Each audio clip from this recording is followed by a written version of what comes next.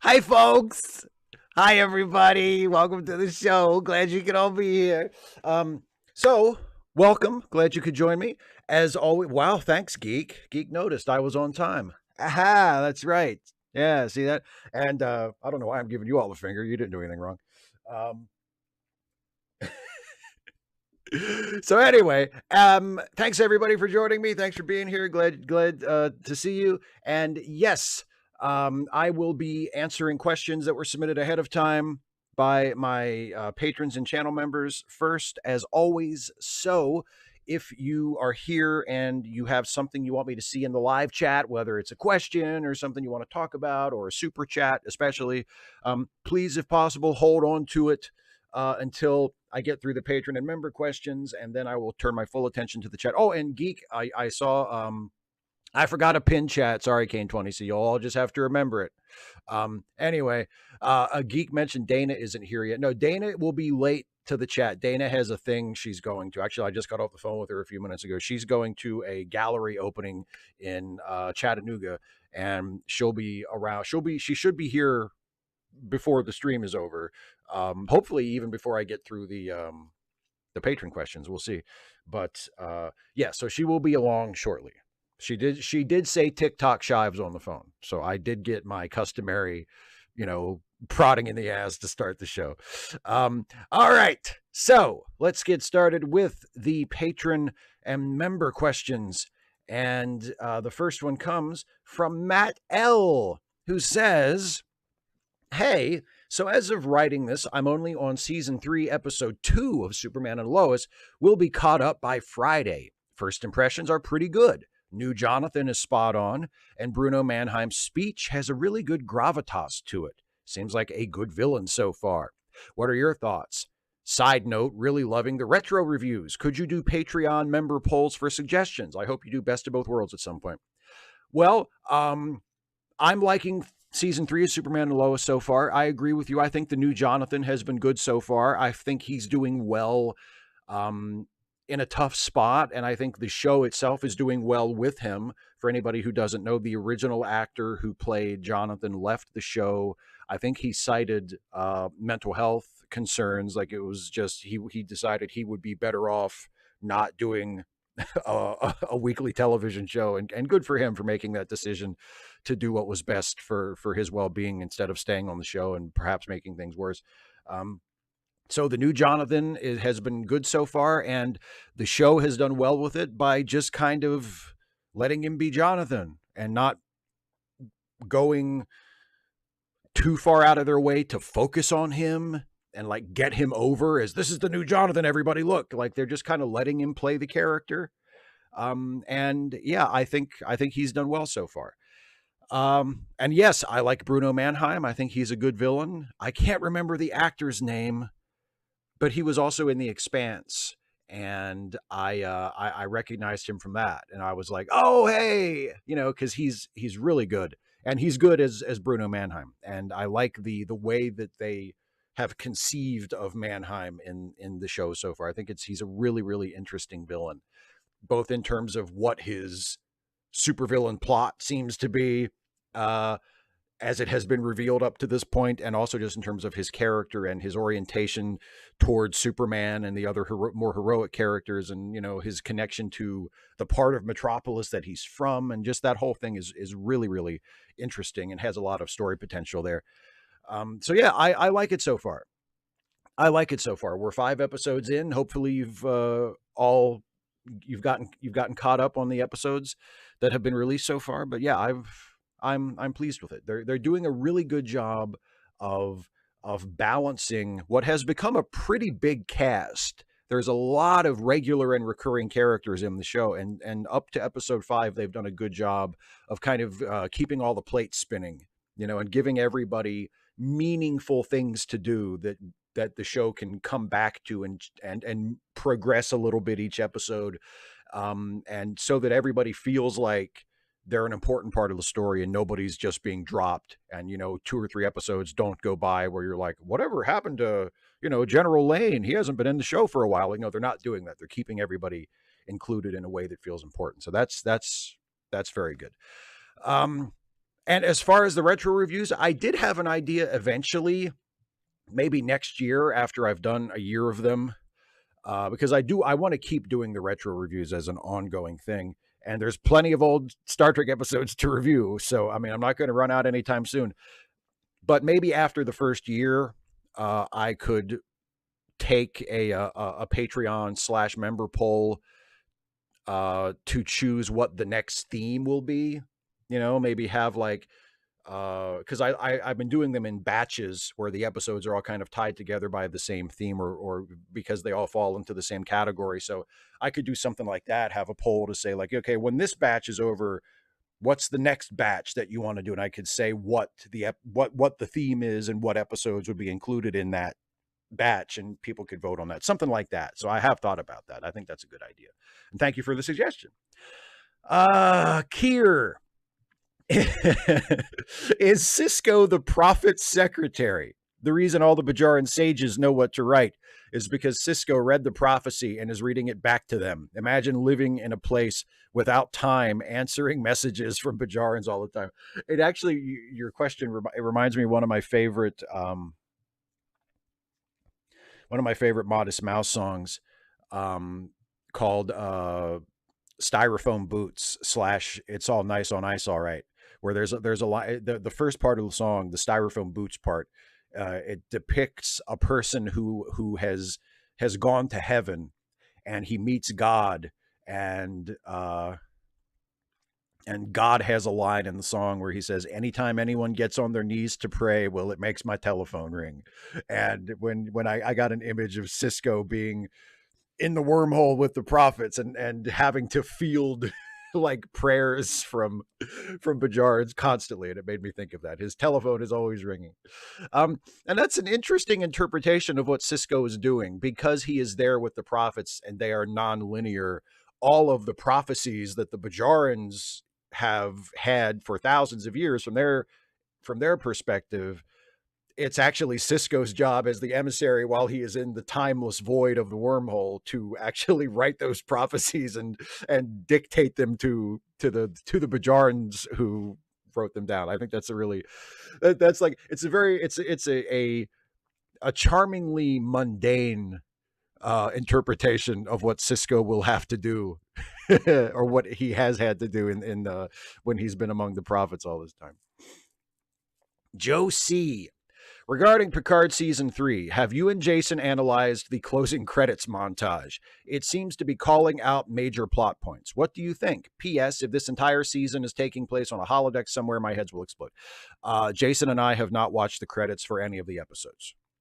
I have been told by people that there are little Easter eggs in the credits. Like if you read the acutograms on the computer screens as the credits roll, it foreshadows things that are going to happen, or has little clues or hints or whatever. I don't care. I have not watched the credits. As soon as the episode is over and the credits start, we stop watching the episode and we record our review. So I have not watched any of the credits. I have no interest in watching the credits. I don't care if there's extra stuff in the credits. If it's that important, it should be in the show. I'm not. I haven't seen the new episode, by the way.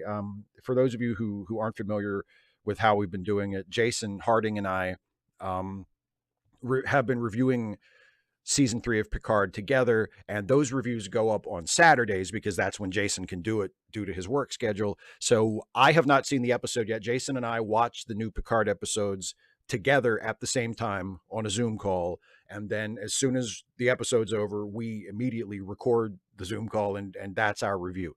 So I have not seen the new episode, but just based on the last couple of episodes that we have watched and reviewed, my patience with the series, which was already pretty thin, although I was in a pretty good place with it after episode 4. I thought episode 4 was very good. And then it's sort of that it reached a high in that episode in terms of my goodwill towards it. And it's just been declining ever since. And now I am almost out of patience with it. And that's before watching the most recent episode. So I don't know where I'm going to be after that. But no, I have not. I have never even thought like, oh, let's watch the credits. No. And if this entire season is taking place on a holodeck somewhere, If it was just that, I think we would probably be getting off light. I again haven't seen the new episode, but I mentioned this on Twitter earlier. Just from the number of my fellow Trekkies that I have seen just absolutely jizzing their pants over the most recent episode, I, I'm I have a feeling I'm in for something I might not think is very good. Because I know what evokes that reaction. Like when there's a whole bunch of Trekkies and they're all just absolutely fucking going nuts over it, and they're like, "Oh, it's one of the best episodes ever." Like, okay, I have a good guess as to what is making them react that way, and it's probably not going to be something that I would consider a part of a good TV show. So, but we'll see. We'll see. I'll watch it tomorrow, and we'll see. Oasis. I was binge watching The Whirlpool recently. No real reason, just wanted to. I could tell that you really enjoyed the work you were doing on that. If you had a reason to bring back any of your former sketch video series, would you do so? Also, was that Jason Harding as Michael's Pope brother at the end? He looked familiar. Oh yeah, I think I've mentioned The Whirlpool a couple of times because people have asked about it, which I really appreciate because I like that series as well. Um, Yeah, I mean, it's been a couple years since I did one. So if I did another one, I would want to come up with a reason for it. I would want to sort of at least have a general idea what the overall story that we would tell, through the individual episodes would be. And I don't really have anything right now. But if I came up with something, of course, I would do another series of the Whirlpool. I love doing the Whirlpool. And yes, that was Jason as Novation, the Archbishop of Wilkes-Barre. The leader of the one true church. Yes, that was Jason playing that part and doing the voice for that. Yeah, for sure.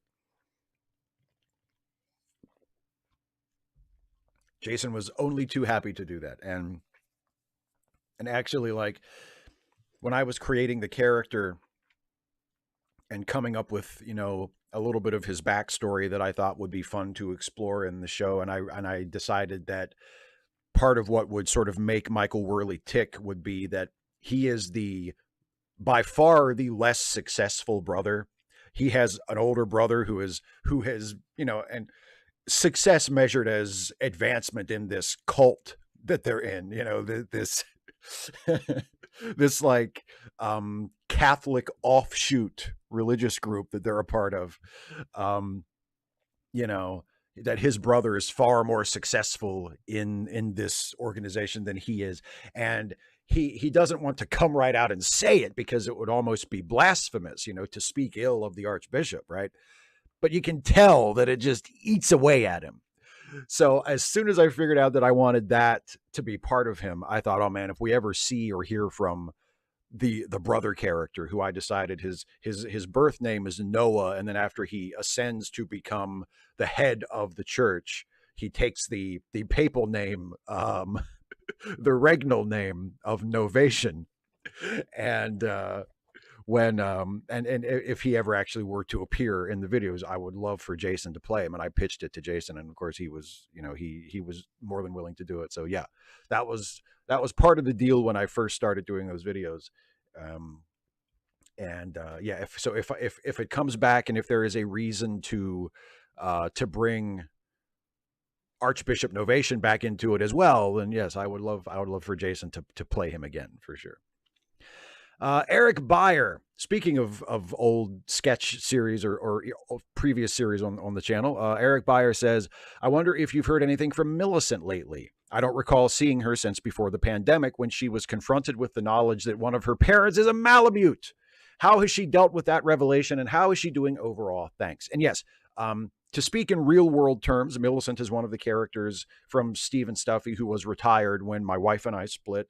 And we agreed mutually that characters that my now ex-wife did the voices for would be, if I ever did future Stuffy videos, that those characters would be retired, and I wouldn't, recast those characters or do anything with those characters. So we won't be seeing Millicent anymore, but I can tell you that in my imagination, when I think about Millicent, I think she's doing just fine.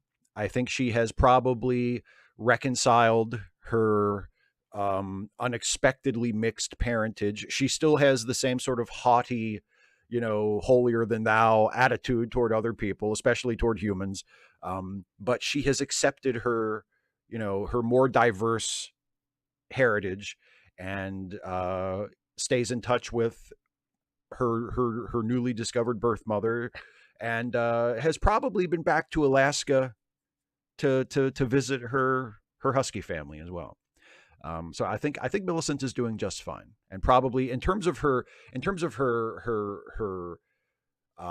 growth and self actualization, she has probably progressed some since the last time you saw her. But in terms of her outward personality, she's probably more or less the same as she was before. Conrad says, would you consider doing a Babylon 5 discussion with Jesse or Jesse and Vera? I'm a patron of hers and have been loving her podcast with Vera on B5, and I loved your video about B5, so I think it might be interesting to hear you two or you three talk about it. Well, yeah, sure. I mean, I'm not going to invite myself on their show. Like if Jesse or Vera or both of them wanted to get in touch with me and they decided it might be fun to have me on to talk about Babylon 5 or talk about a particular episode or a particular subject related to it, like, of course I would say yes. I would love to do that. I've gotten a chance to collaborate with Jesse a few times, and I've always enjoyed it, and it's always been a ton of fun. So yeah, of course I would. And it would be another reason to go back again and watch some more Babylon 5, which I haven't done for a couple of years. So, I would always welcome the opportunity or the occasion to do that. So yeah, of course I would. Of course I would. But, like, I don't know. Where I come from, you don't invite yourself on other people's shows. Like, you wait for them to ask. And then if you're up for it, you say, yes, I would love to. So if Jesse or Vera ask me to do something, then, or to be a guest or whatever, then of course I would love to. I would love to. Isaiah Taylor. The date is August 25th, 1989, and I'm nervously sitting at my communication station at the Jet Propulsion Laboratory in Pasadena, California, and I'm eagerly awaiting the radio signal from Voyager 2 as it moves just 3,000 miles from the atmosphere of Neptune. All around me, the monitors give off vines and vines of data streams, and the multicolored jelly bean buttons on the consoles around me illuminate to life. Above me, on the far screens, are massive black and white images of Neptune and its moon Triton. I strain my eyes at my monitor to search for the mint green signal indicator. I then pick up the phone. Australia, do you have acquisition of Voyager signal from Neptune? Yes, we can confirm signal, the other line says. I was so relieved. We have signal acquisition from Neptune, I yell. Applause galore. Steve, if you had a job at NASA, even a dream job, what would it be? First of all, let me commend you on that lovely little scene that you wrote. I think that's nicely done. If I had a job at NASA, it would be astronaut, buddy. Think I want to be some console jockey? All due respect. I just complimented you on this wonderful scene, and then I'm like, you fucking console jockey. No, but seriously, I would want to be an astronaut. I'd want to be on the ship. I'd want to be on a spaceship with other astronauts going to the moon or going to Mars or going somewhere. Yeah, astronaut. It's like when you're a kid and you fantasize about playing for a Major League Baseball team. You're not fantasizing about being a pinch hitter. You're not fantasizing about being a pinch runner. You're not fantasizing about being the equipment manager. You're not fantasizing about being the bat boy. You're fantasizing about being the guy or girl or, whatever gender you happen to be. You're fantasizing about being the person who goes up there when your team is down by 2 and there's 2 on and it's the bottom of the 9th and 2 outs, and you smack that 3-run home run at the bottom of the 9th in Game 7 to win the World Series for your team. You want to be the player. You want to be the hero. You want to be the one who knocks that fucker into the stands. And that's what the astronaut is in this metaphor. That's the equivalent of the astronaut. The hero, the one with the sexy job, the one who gets all the glory, the one who gets all the money, the one who gets all the fame and the adulation, and also the thrill of traveling through space and furthering man's knowledge of the universe and being a great explorer and, a pioneer in humanity taking its still trembling first steps out into the universe. Even after all these years and all these decades of space travel, we have still but dipped our toe in the vast ocean of space. Getting to do that. Astronaut is my NASA job that I would like, please. Thank you. Now this is interesting. I'll put these both on screen at the same time because by sheer coincidence, I received basically the same question 2 times in a row. Not exactly the same question, but very similar. So I'll try to do my best with these. First, from Danny K. Hey, Steve, which Star Trek time, place, setting do you think would make for a compelling series once Discovery and Picard are done, besides Starfleet Lawyer? Thanks. Hope all is well. So it's not exactly the same as the next question, but I'll answer this question first. What time, place, and setting would make for a compelling series? Well, we run up against my own peculiar philosophy about Star Trek. Because as I have said before, I don't think it matters what time frame the show takes place in. I really don't think it makes any difference. And certainly doesn't make any difference to me. Just based on what they have established. I mean, it sounds, I think I talked about this last time because the Starfleet Academy show had just been announced. It seems like the Starfleet Academy show is going to be in the 32nd century and sort of a post-Discovery era, which is fine. I think that's a fine idea, So if they wanted to keep going there and explore that part, I mean, it's a wide open canvas, like that's as far forward in the fictional timeline as they've gone. So there's lots of space there, so they can do whatever they want and not have to worry about upsetting all the little canon sticklers in the fandom that'll, scream bloody murder if they contradict the least little thing. So that would be an attractive option. And they're kind of in a similar situation if they wanted to do a show set in the early 25th century post Picard, because again, there's really not a whole lot that has been established. Like if you take the Star Trek timeline from like the early 25th century where Picard season 3 is taking place, and then the next point you look at is the 32nd century and seasons 3 and 4 and soon to be 5 of Discovery, and then the Starfleet Academy show. Like there's a lot of space in between there where we don't really know a whole lot about what happens. Right. I mean, there's temporal Cold War shit and whatever, but that's, that's still a while in the future. The 25th century is also pretty much a blank slate. So again, if they wanted to do something and not have to worry about, pissing off the pedantic fans by potentially altering the canon, then they could do it there too. And I think that would work just fine. So either one of those, I think, are perfectly fine options. But to me personally, as a fan and as a critic, I don't care what time frame it's in because I don't think that makes any difference. I think a good show is a good show, and a good Star Trek show is a good Star Trek show. And it doesn't matter whether they set it, in the 23rd century again, in the same era that they're doing Strange New Worlds, or if they set it in the movie era, for the Captain Kirk era movies, or if they set it in, the post TNG or the post Picard. I don't think it makes any difference. What matters is the premise of the series and the characters and the stories and the execution of all of that. That's what really matters. The setting to me is incidental. But 25th century, 32nd century both seem like viable options. And now the other one, which is a similar question, but not quite the same, is from Steve. Hi, Steve. Steve says, Steve, if you had control of the Star Trek franchise and could create a show or movie in any era, which one would you choose and why? So similar, but not quite the same.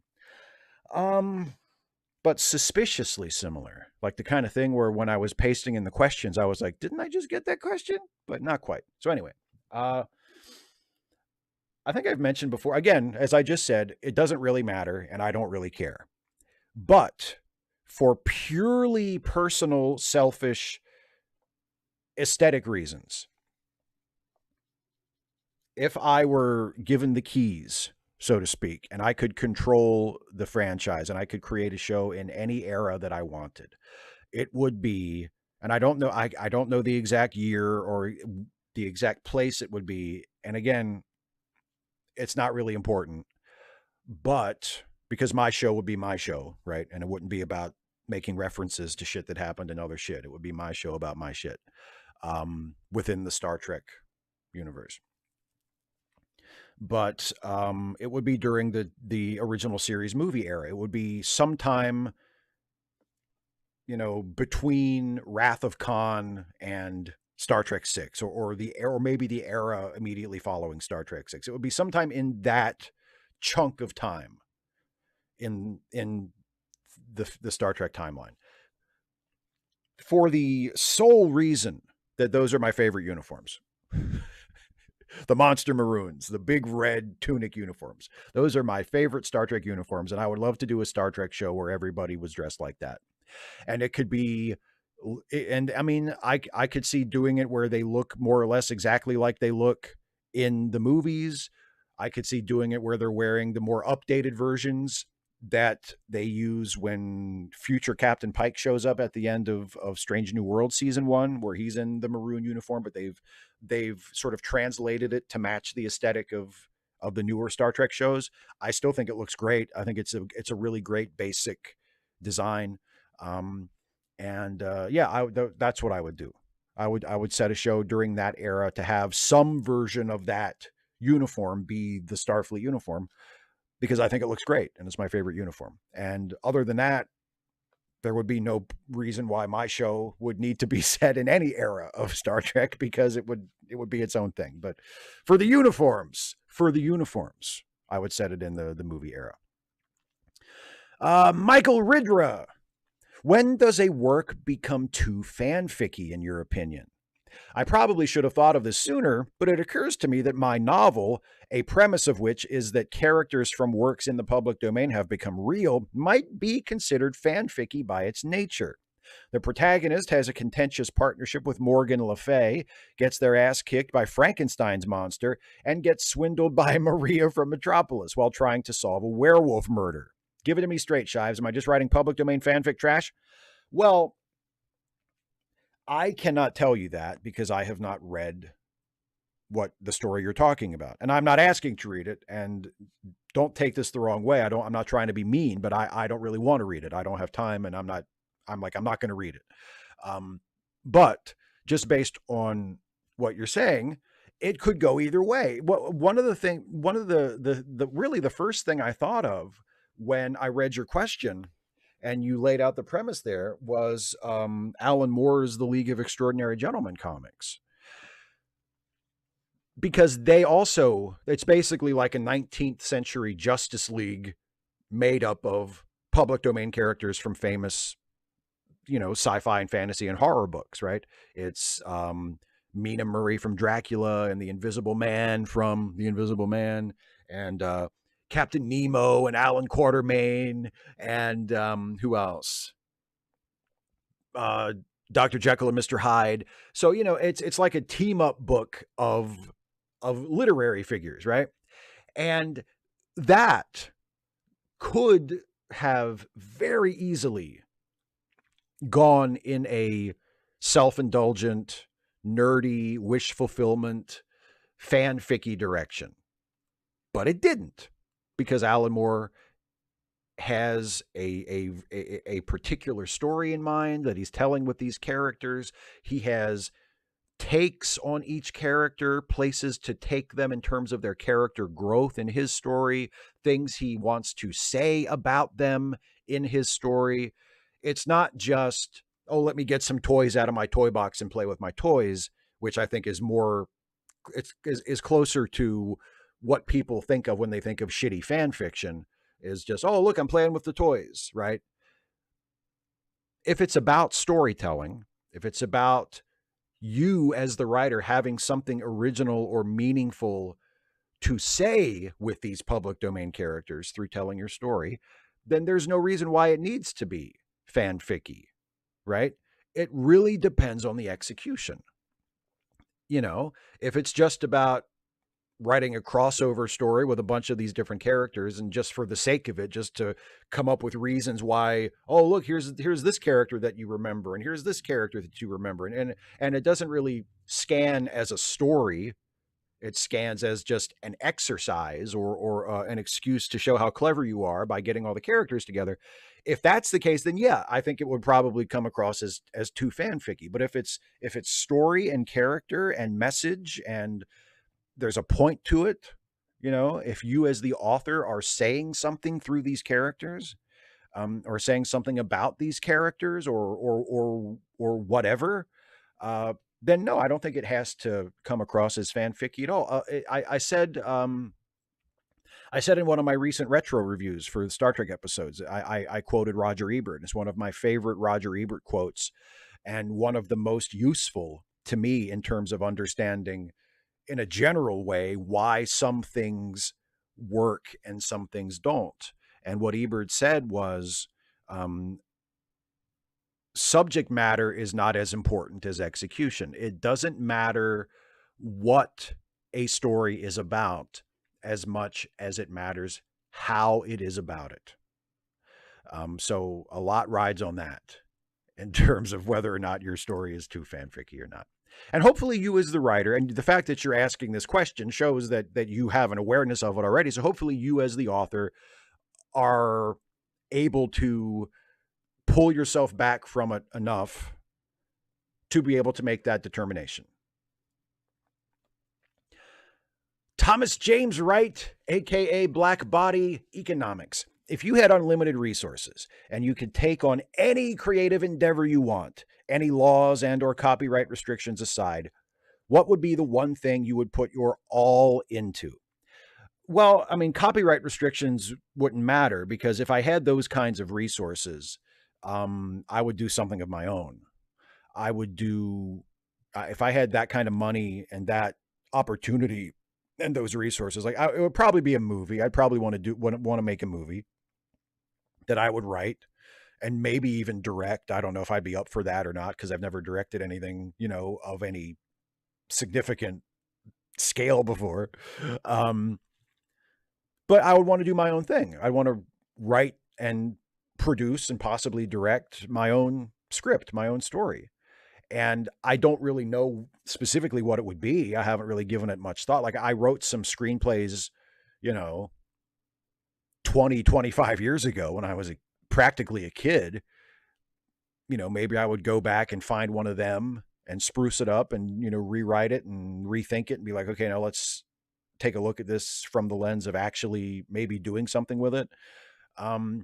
It might be one of those, or it might be something that I haven't even thought of yet, but it would be my own thing. It wouldn't be like, oh, I'd make a Batman movie, or, oh, I'd do a Star Trek show or whatever. Like, no, if I had the money and the resources and the capabilities, the opportunities to do any creative endeavor I wanted, it would be most likely a movie, and it would be something of my own, yeah.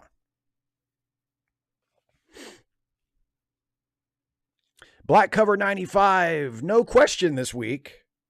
So I'll just say that I loved your recent video, Starfleet Lawyer. Your best acting work I've seen to date. You sure know how to be a drunken jagoff. Thank you very much. I really appreciate that. And I'm glad to see that video has been successful. A lot of people have watched it. And the feedback has been very positive. I'm very gratified to see people complimenting my acting in it. I think my acting in it is okay. I think there are, because I've watched it many times through the editing process, and then I'll get, like, sometimes if someone leaves a comment and they're talking about one particular part, I've gone back and watched it to see that part, to see if I can see what they're talking about. But so I've watched it a bunch of times. I think my acting in it for the most part is okay. I am a little, I think my drunk acting is not always that great. I think that there are times when my drunk acting in it, I think, is good, but there are also times when I watch it and I think, you didn't quite hit that, did you? Didn't quite get there. That's not as good as it should have been, or that's not quite as, but But overall, I'm very, very pleased with it. I'm very happy with how it turned out, and I'm gratified that it's been received in the way that it has been. So, thank you very much. Thank you very much for the wonderful compliment, and I'm glad you enjoyed it. Some random geek screaming, "It is Autism Acceptance Month, mutter fluffers." Language geek. My God. Steve, different question this time, or an actual question this time around. We've been friends for years now, and you might remember me mentioning this, but surprise to many, I've never been to college. Now, the question is, what did I miss out by not going to college? Or assuming that I don't have to worry about the cost, I have the time, and my disabled comrades in need are not in need because they're taken care of. Hint, hint, give money to Joanna in Phoenix and others. Joanna has been out of money to feed her and her kiddo since Monday, and Phoenix's situation is affecting them is so bad they're mulling over getting into a psych ward. Even their problems are, even our lack of money to pay bills still doesn't help their depression. What would I get from going to college now? There are college lectures online. Imagine if college course curriculums are actually online, and I further my own education with books, audiobooks, and podcasts. Would college be useful for me?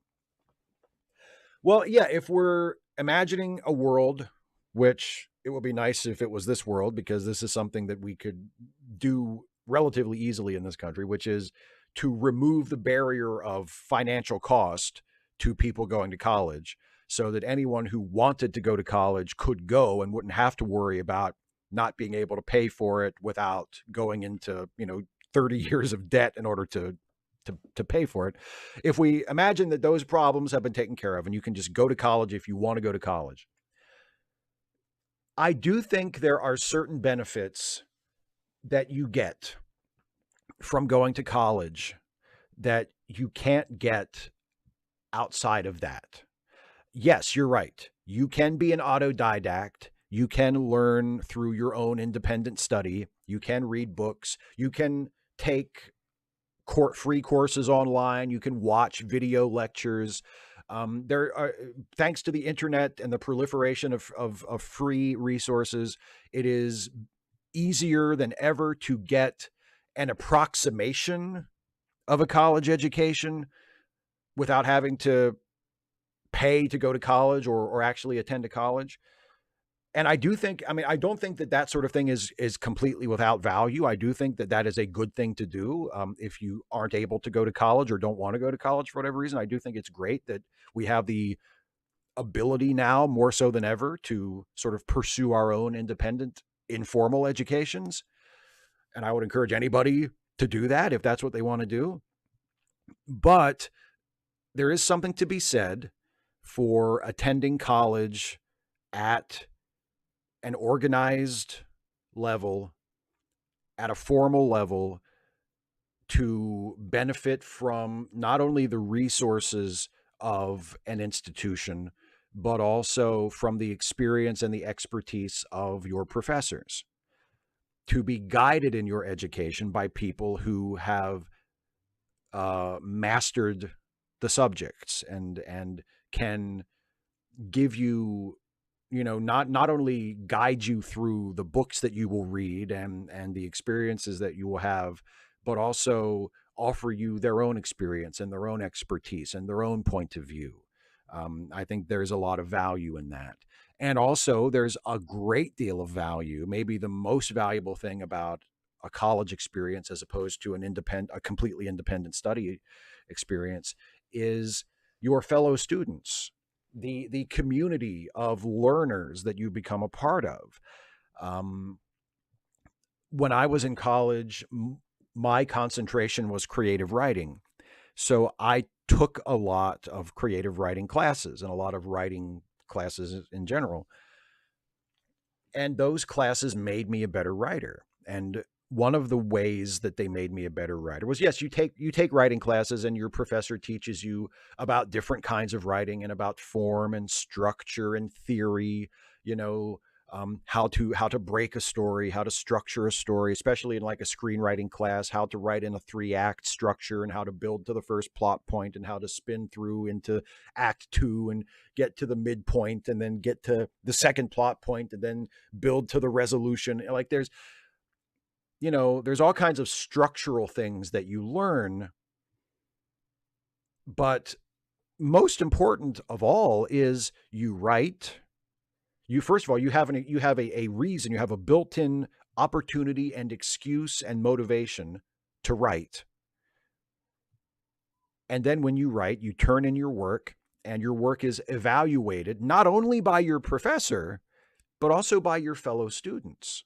And you get the experience of having your work read by people who are not necessarily your friends, who are your peers because they are your fellow students, even if they are of different age groups. Because when I went to college, there were people, you know, I was a slightly non-traditional student. I was about 5 years older than most of my fellow students. And there were a few of the people in my class and many of my classes who were much older than me, you know, who were even more non-traditional students who had come back for, you know, adult education or, you know, to get a degree, to start a second career or whatever.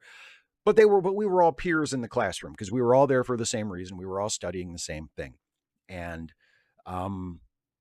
you have your work read by people who don't have to worry about hurting your feelings. It's not your mom. It's not your best friend. It's not your brother or your sister.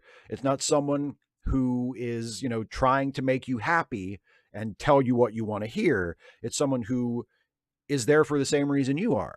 And it's not a perfect system because people still not all feedback is useful, and not all feedback is, you know,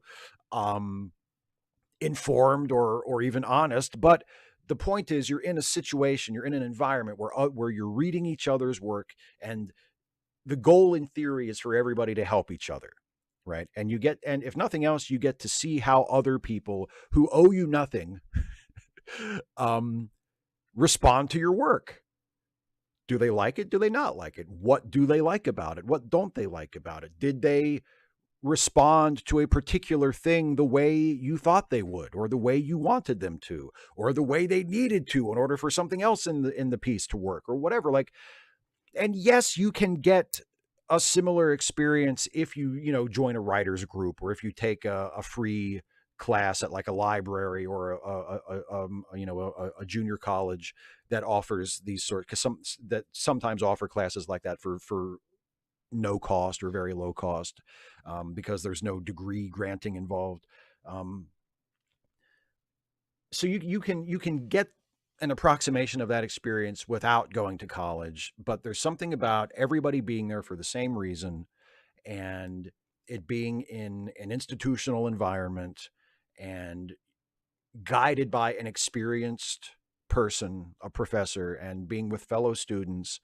And not just for writing classes, for anything, to have class discussions, to be exposed to people from walks of life that maybe you wouldn't be exposed to before, to get to know people from diverse backgrounds, and take part in classes where everybody contributes and everybody brings their own points of view, and everybody brings their own ignorance and prejudices, and everybody brings their own particular areas of expertise and their own experiences and everything. There is a unique value to that. So I do think if the opportunity were to exist for everybody, and for you specifically, Geek, and if it was something that you genuinely wanted to do, I do think there would be a unique special value in going to a university or a college as opposed to pursuing it on your own. Yes, I do. Agent Meister, who does not allow guests to be seated after the doors have closed. It helps maintain the illusion. Peldor Joy, Steve. I started reading back issues of Daredevil recently. He's a character I knew next to nothing about, but I have really been enjoying his adventures. I started with the early stories from the 60s and recently completed Frank Miller's run. Stories like Born Again and The Man Without Fear left me speechless. Along with these stories, as well as his 80s Batman work, I'm reminded why Miller was considered a comic great. But what the hell happened? I remember buying his first Dark Knight sequel in 2001 with great anticipation, but was left very disappointed. Okay, can't win them all, I thought, but this all-star Batman with Jim Lee is set to be a classic, right? To this day, I'm genuinely fascinated about how he went from Year One and The Dark Knight Returns to this dreck. I know you're against his politics, and this question isn't really about that, but I'd love to know how you feel about the titles I listed above, from the highs of Year One and Dark Knight Returns to the lows of Dark Knight 2 and All Star. I mean, I'm pretty much on board with what you're saying. It is, yeah. Look, I love Frank Miller's early 80s run on Daredevil. I think it's some of the best superhero comics I've ever read. I think read them for the first time in one of those big phone book like Marvel omnibus editions that I got back in the early 2000s.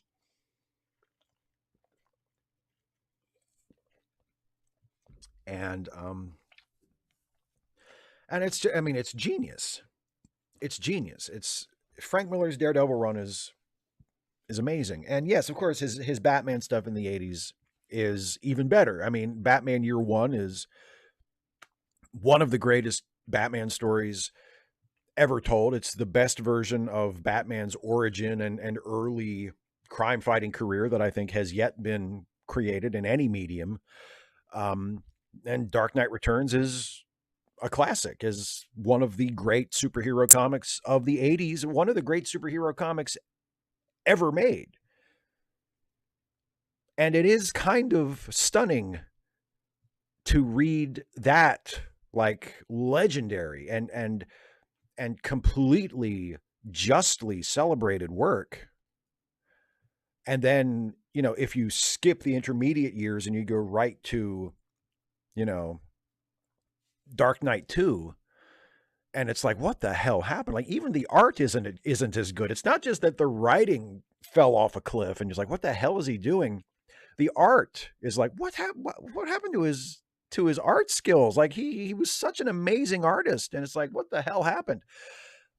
For me, it wasn't quite as abrupt as that, because in the early 2000s, really around the same time as I was discovering his Daredevil run for the first time, I was also reading his Sin City books, and he started doing those in the 90s, and did them periodically throughout the 90s, but I didn't get into them until the early 2000s. And the Sin City books, there's definitely a traceable arc as far as the quality of his work as a writer and as an artist, because the first 2, 3, 4 Sin City books are just amazing. I mean, they're some of my favorite comics. I love the art. I love the black and white, stark, high contrast art. It's gorgeous. I love the writing. I love the stories. I love how romantic and lurid it all is. I love the very careful, very deliberate, sparing use of color here and there, like in the Dame Wore Red and the Yellow Bastard. It's great. It's some of my favorite Frank Miller stuff. Like, I love the Sin City books to this day. But when you start getting toward the end, when you get to what was the last big one that he did, Hell and Back, I think it was called. And I mean, and that definitely has its moments. Like, it's not like bad, but you read that and you're like, okay, this isn't like, the last few were like masterpieces. We're like, holy shit, that was one of the best comics I've ever read. And then you get to the last one and you're like, okay, it's not like it's awful or anything, but you can tell he's starting to lose it. And then I think it was just a couple years after that he did the first Dark Knight sequel. And you're like, oh shit, like, he's really lost it now. And then you read stuff that he's done since then. Like, yeah, you mentioned All-Star Batman, which is embarrassing. I mean, Jim Lee's art is terrific, but Miller's script is terrible. He did a Batman Spawn crossover in the late 90s that was not great. I mean, McFarlane did the artwork for it, and the artwork was terrific. But Frank Miller wrote the script, and it was just like, oh, I don't know about this, Frank. And then, you know, you see stuff like the Holy Terror book that he did that was originally supposed to be a Batman book, but then DC was like, we're not publishing this as a Batman book. So he reconfigured it so it became about like a more generic vigilante type. And it's just so horribly Islamophobic and just awful. And yeah, I mean, what happened to him? I guess sometimes, I mean, I do think his politics fell off a cliff after 9/11. I do think he's one of those people that you can kind of say, well, shit, 9/11 broke his brain. And then his awful, awful politics began to intrude on his comics pretty emphatically. But he was starting to lose it as a storyteller even before that. And I can't explain it other than to say sometimes you lose it. You know, that's just, it's part of the alchemy of being a creative person. Sometimes you lose it. Sometimes you can have it for decades and you can't miss and you've just got it. And sometimes you never lose it. There are some artists, be they, you know, visual artists or actors or writers or filmmakers or whatever, and they never lose it. You know, they never lose it. But sometimes you just lose it. And I think that happened to Frank Miller. I think at some point along the way, probably in the late 90s or early 2000s, whatever it was that made him brilliant, whatever it was that made him a great writer and a great artist, it just started to kind of slip away. And that kind of thing happens, you know, and it sucks for those of us in the audience, especially since he has continued to work. And you're like, what? Oh, stop, just stop. But yeah, sometimes you lose it, you know. The irrepressible David Colby. If I could manifest one TV show into existence, I'd choose a big budget HBO adaptation of the Southern Victory series by Harry Turtledove. And I'll tell you why. It would make social media explode into fire and burn down overnight. The premise is the South wins the Civil War, like you do, but unlike a book written by a non-Jewish American history professor, this is actually a bad thing. Like, we fight the CSA again in 1914. And by 1930, they're building death camps in Texas for African Americans. Bad. They nuke Philadelphia by the end of the series. But can you imagine it? Imagine Ben Shapiro crying tears of furious rage. How dare you call us Nazis? This is so offensive, because a bunch of Confederates saying actual things Confederates said and go on to enact the policies the Confederacy would have enacted if we hadn't strangled it in the crib with righteous fury and hot lead. God, it would be glorious. What TV show would you want to manifest if you could? It can't be Star Trek. God, I kind of want to see that one now. I kind of want to see that one. You know, I mentioned before I got into the questions that I was talking to Dana on the phone earlier, and I was talking to her about this question because I honestly had no idea. I was like, what the fuck am I going to say? I don't know. I don't have any ideas. And she reminded me there's this a young adult book series that Dana and I have been reading together. We haven't read any for a while. But I mean, she's read them all already. She was going back and rereading them with me. But it's the Bloody Jack series, which is like basically a series of pirate novels set in the early 19th century, centered on a girl who, in the first book, is pretending to be a boy just to get a part in the crew of a pirate ship, and then eventually is revealed to be who she truly is. And then she grows up a little and she basically becomes like a privateer, like a young pirate captain. And, you know, they're mostly confections, you know, there's nothing super heavy or serious or all that socially relevant about them, but they're really fun adventure stories. And the characters are all very engaging and very likable and easy to follow. And you want to see what happens next, and you want to follow the adventures of this character. And it honestly surprises me that someone hasn't adapted it yet, because I think there are 6 or 7 books. And I mean, God, after Harry Potter became a thing, it seemed like Hollywood was optioning every fucking young adult book series they could get their hands on. And nobody has done anything with Bloody Jack yet. But, you know, something like that I think would be fun. I think that has some potential. It's totally on the opposite end of the spectrum from what you're pitching with the CSA series. But I think it could be fun, you know, and a historical fiction seafaring adventure series might be fun. The Thinking Cat. With the current culture wars around Dylan What's-Her-Name with a beer, and that you have to jump through hoops to see, and MAGA's buying beers to shoot them on camera, and the even more funny sports bra protest with lots of women who really don't look like they do sports, are almost setting fire to themselves with their bras. Should the Democrats just support more silly people in hopes of the culture war getting so dumb that the majority of these idiots in MAGA will bring the whole movement down? Like, I think when you look at the ludicrous behavior of Ron DeSantis over open carry and his multiple attempts to put people off of visiting Disneyland because of a gay pride event, really, the Democrats should be focused on how people want to go on holiday to somewhere safe, not a place where Duck Dynasty morons are opening beers with their pistols. I think really the Democrats should be asking the very obvious question, how much is this culture war costing America in holiday goers?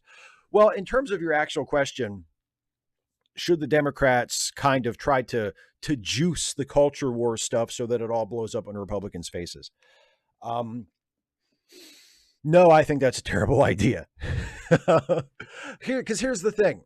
It sounds suspiciously similar to what a lot of Democrats, both Democrat voters and also Democratic politicians, what a lot of them were saying when Donald Trump ran for president in 2016.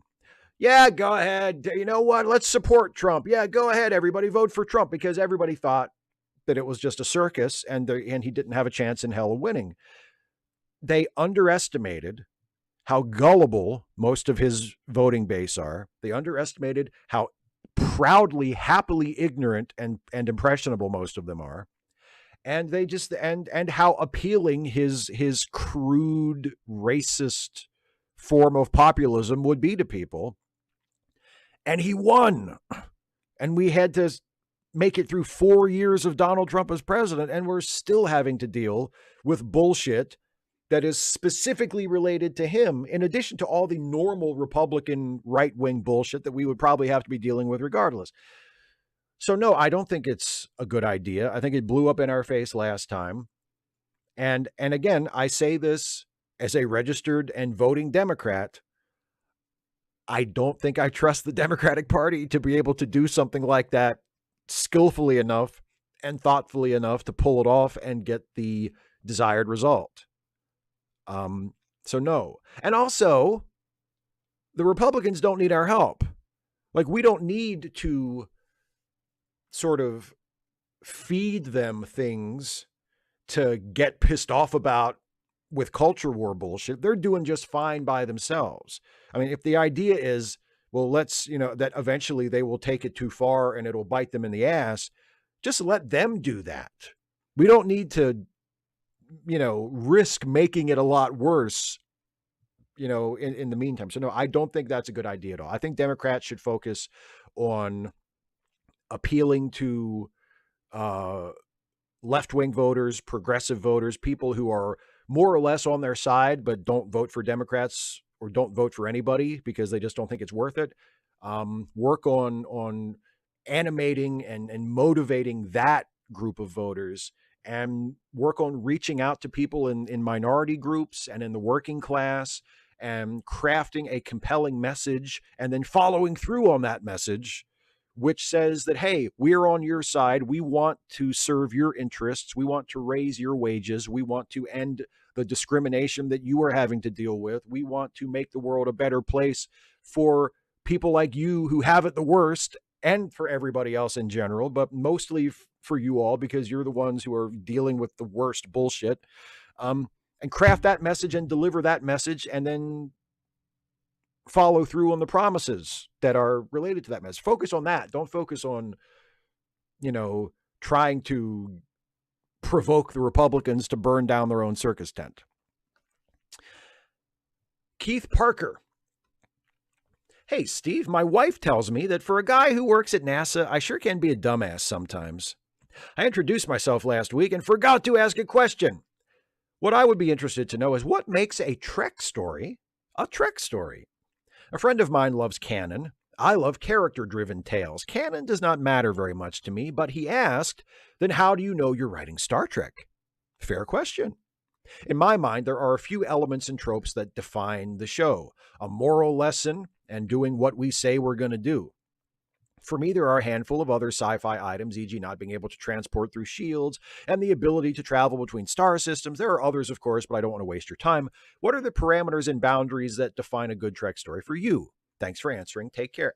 Um, it's a really good question, and it's tough to define it too specifically, because I do think there is some um it's a little spongy around the edges, there's not like a hard and fast border where on this side it's Star Trek, but if it goes beyond a certain point, then it is immediately not Star Trek anymore. I do think it needs to be elastic and it needs to be variable so that it can change and grow and accommodate different creative visions as new people come into it and have their own ideas.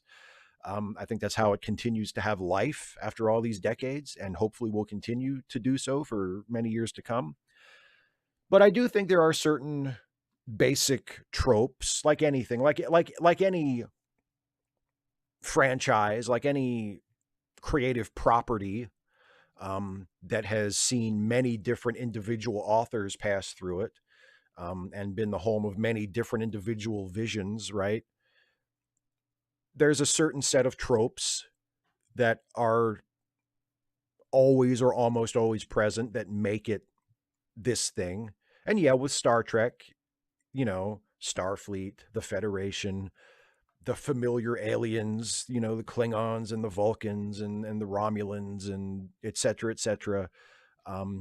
Broadly speaking, the Star Trek aesthetic, which has changed and been updated many, many times throughout the history of the franchise, but has remained the same in certain ways. There is a consistency through all of it. So you can tell you're watching Star Trek, even if it looks different, even if Discovery looks different than Star Trek, the original series, you can still tell, like, oh, watch it for a few minutes and you're like, oh, okay, this is Star Trek, stuff like the transporter, stuff like the emblems, for the uniforms, the Starfleet emblem, the layouts of the ships, how most of the ships have a saucer section and then a section either below or behind it, and then the engines, the nacelles, or the long pieces on the side or above or below. Like, there's certain elements that just kind of make it Star Trek visually. And then in terms of, and then also like story elements and stuff, right? And then in terms of the actual stories, yeah, I mean, to me, it's important that there be some kind of there be some kind of political or social commentary in there at some point.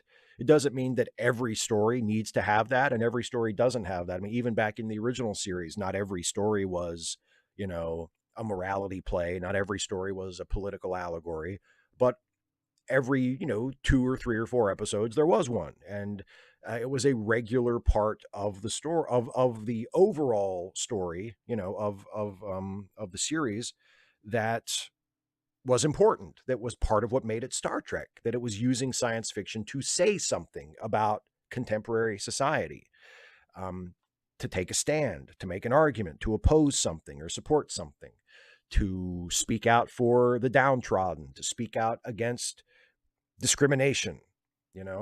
That's important. Progressive politics. That's Star Trek. That's always been Star Trek. A diverse, regular, and recurring cast.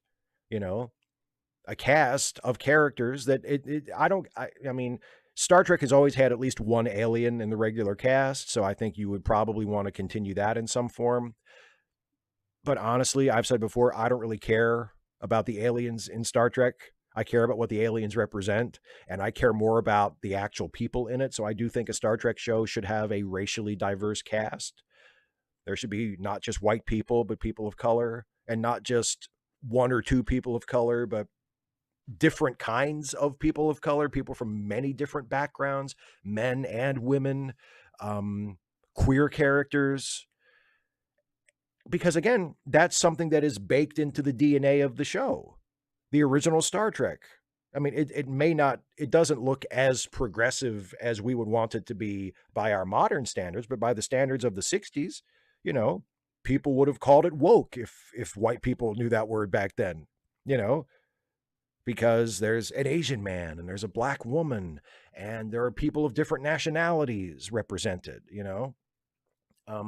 So I think all of that, again, maybe not all of those elements present in every single story or even every single show or, series or whatever, but most of those need to be there for it to be Star Trek. And then beyond that, there's no limit to what it could be. I mean, Deep Space Nine was very different from TNG. The Kelvin timeline movies are very different than the TV shows and the movies that came before, but it's all still Star Trek, as long as it has those defining elements.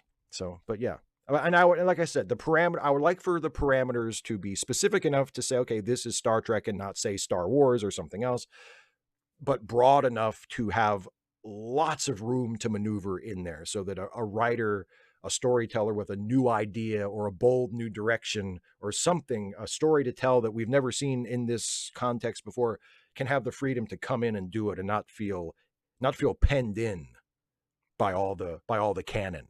I think that's very important. General Contact Unit Problem Child. Steve, when you answer questions about trans people arming themselves, I get the feeling you're imagining them doing it in the same irresponsible way right-wing dipshits do. My impression is the queer people who are planning to arm themselves are going about it fairly responsibly and organized. Like, I listened to a podcast about a majority trans commune that armed themselves to defend themselves against libertarian militia freaks in the area, but they hired like veterans to train them to use the guns in an organized and responsible way. I know you'd rather just disarm the libertarian militia freaks, but taking it as read, that's not currently politically tenable at the moment. Do you think it's reasonable for queer people to arm themselves for defense if they're going about it in a responsible way? P.S. Pretty dark subject, so here's a pic of my dog at 5 weeks old. So let me give my answer, and then I'll show everybody the puppy pic.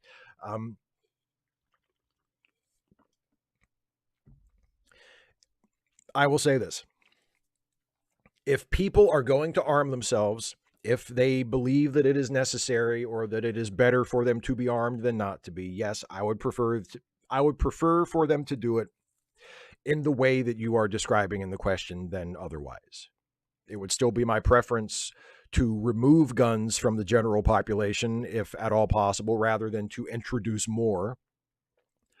But yeah, if you are a person who feels threatened, or you are in a group that feels threatened, or in some cases has actually been threatened by people who mean you harm and could do you harm, and you feel like the safe thing for you to do, or the safer thing for you to do, is to arm yourself with a gun, yes, of course it's better to be trained how to use it properly and how to store it safely, and how to be the most responsible gun owner that you can be.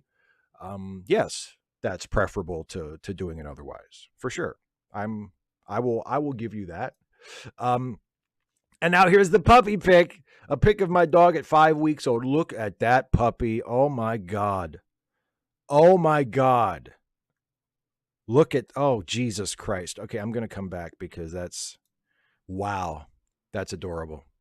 That's adorable. Stephen G. Clenard. Hey, Steve, can you believe this shit? Seriously. Because I can't believe this shit. Well, as I said, I have not seen the new episode of Picard, so I can't really speak to that yet. I will probably have thoughts tomorrow. Andrew, I've had it up to here with you, Shives. Priest. Okay, Steve, you grumpy old git. I'd like you to pick 5, no, 10 things that you think Picard does really well.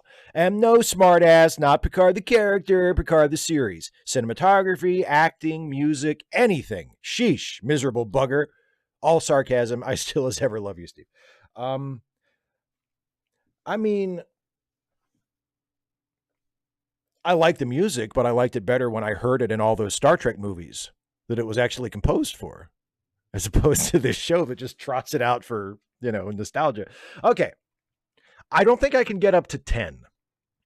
But yes, there are things, especially this most recent and ongoing season, there are things that the show has done that I have appreciated. I think Jason and I both really liked, and I mean, and Jason has since episode 1, Jason has liked the show overall a lot more than I have, but we both really liked Amanda Plummer as the villain, as Vadic. I thought Amanda Plummer was great. I thought she was a highlight almost every time she was on screen, especially when they gave her some lines that she could really chew on and you know, and ham it up and be a great big florid camp villain. I thought she was great. I think Jonathan Frakes has been outstanding in this season. I think they've given Riker a lot more to do than I expected them to, and he has played a much more prominent role in the show than I expected him to play. And I think Frakes, as an actor, has really been killing it. I thought episode 4 was quite good. I thought it was the best episode that the Picard series has done in any of the 3 seasons. It was very good. Great tension, great, mostly self-contained story. Every character had things to do, you know, that meant something. I think they've done a good job with Captain Shaw. I really, really didn't like Captain Shaw after episode 1, but after that, he started to grow on me, and now I think he's become a very good character. And same thing with Jack. It took me a couple episodes to warm up to Jack, but now I actually really like Jack, and I like Jack's little romance thing that he has going on with Sydney. I appreciate that, and I like the way they allowed that to kind of sneak up on you. You know, it just sort of it's not something that they were obviously telegraphing from the very beginning. It just kind of was allowed to happen naturally, and I thought that was good, and has been good. Worf has mostly been good. I think the way they introduced him was kind of ham-handed and obvious, and it was like, okay, we know this is Worf. Why are we playing at this? Why are we being cute about this? This is obviously Worf. That annoyed me. But when Worf actually showed up, since then, I think he's been pretty good. They're writing him a little hard toward comic relief. Like, I appreciate when Worf is funny. I like when Worf is funny, and Worf can be a very funny character, and Michael Dorn can be a very funny actor if written the proper way. And they've given Worf a lot of genuinely funny lines, but it seems like they're doing that more than anything else. Like, Worf has almost become like a clownish sort of character. So I feel like they're getting perilously close to losing me on Worf just because they're treating him like a comic relief character all the time. But that's more that, but at this point, that's a danger. That's not something that has actually happened yet to me. Like, I'm still mostly happy with how they've treated Worf. What else? And it seems like they're doing better. I think they're doing better with Picard as a character this time. He feels more central to the story than he has been in the past. He feels like a more active character in terms of making choices that matter to the story. I still don't think they're quite where they should be with that. It still doesn't feel like the show is in any measurable, meaningful sense actually about Picard. And it doesn't feel like he's the main catalyst of the story, like I feel like he should be. But he's much closer to that in this season than he has been in past seasons. And one last thing, even though I've had quite a few problems with it and have disliked a lot of it, it is still overall, you know, having watched up to episode 8, it is overall a vast improvement over the first 2 seasons, especially season 2. It has been a much better show than I expected it to be after season 2. I still don't think it's a good show overall, although it has had a couple of good episodes.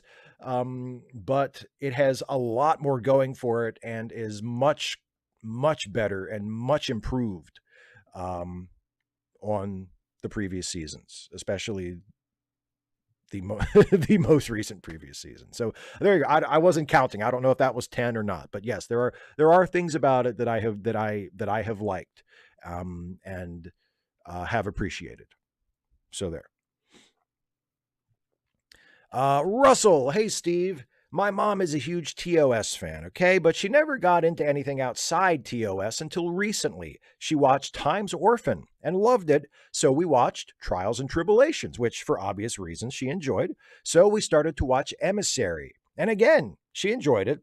But now season 1 has its bumps and flaws. I also believe if given the chance, she would be a huge TNG fan. But also given how rocky season 1 and some of season 2, although I honestly think season 2 TNG gets more hate than caused for, she may just be like, oh, this isn't for me. So my question is really, because I am horrible at this, if you had to do a die-hard skip episode list, what would you have your friend or family member watch of TNG and Deep Space Nine? What episodes are must-see and which are, hey, until you're hooked, let's skip it? By the way, what was your hook point for TNG and DS9? Like I mentioned before, it's hard to discuss that without spoilers. Anyway, thanks. See you in the chat.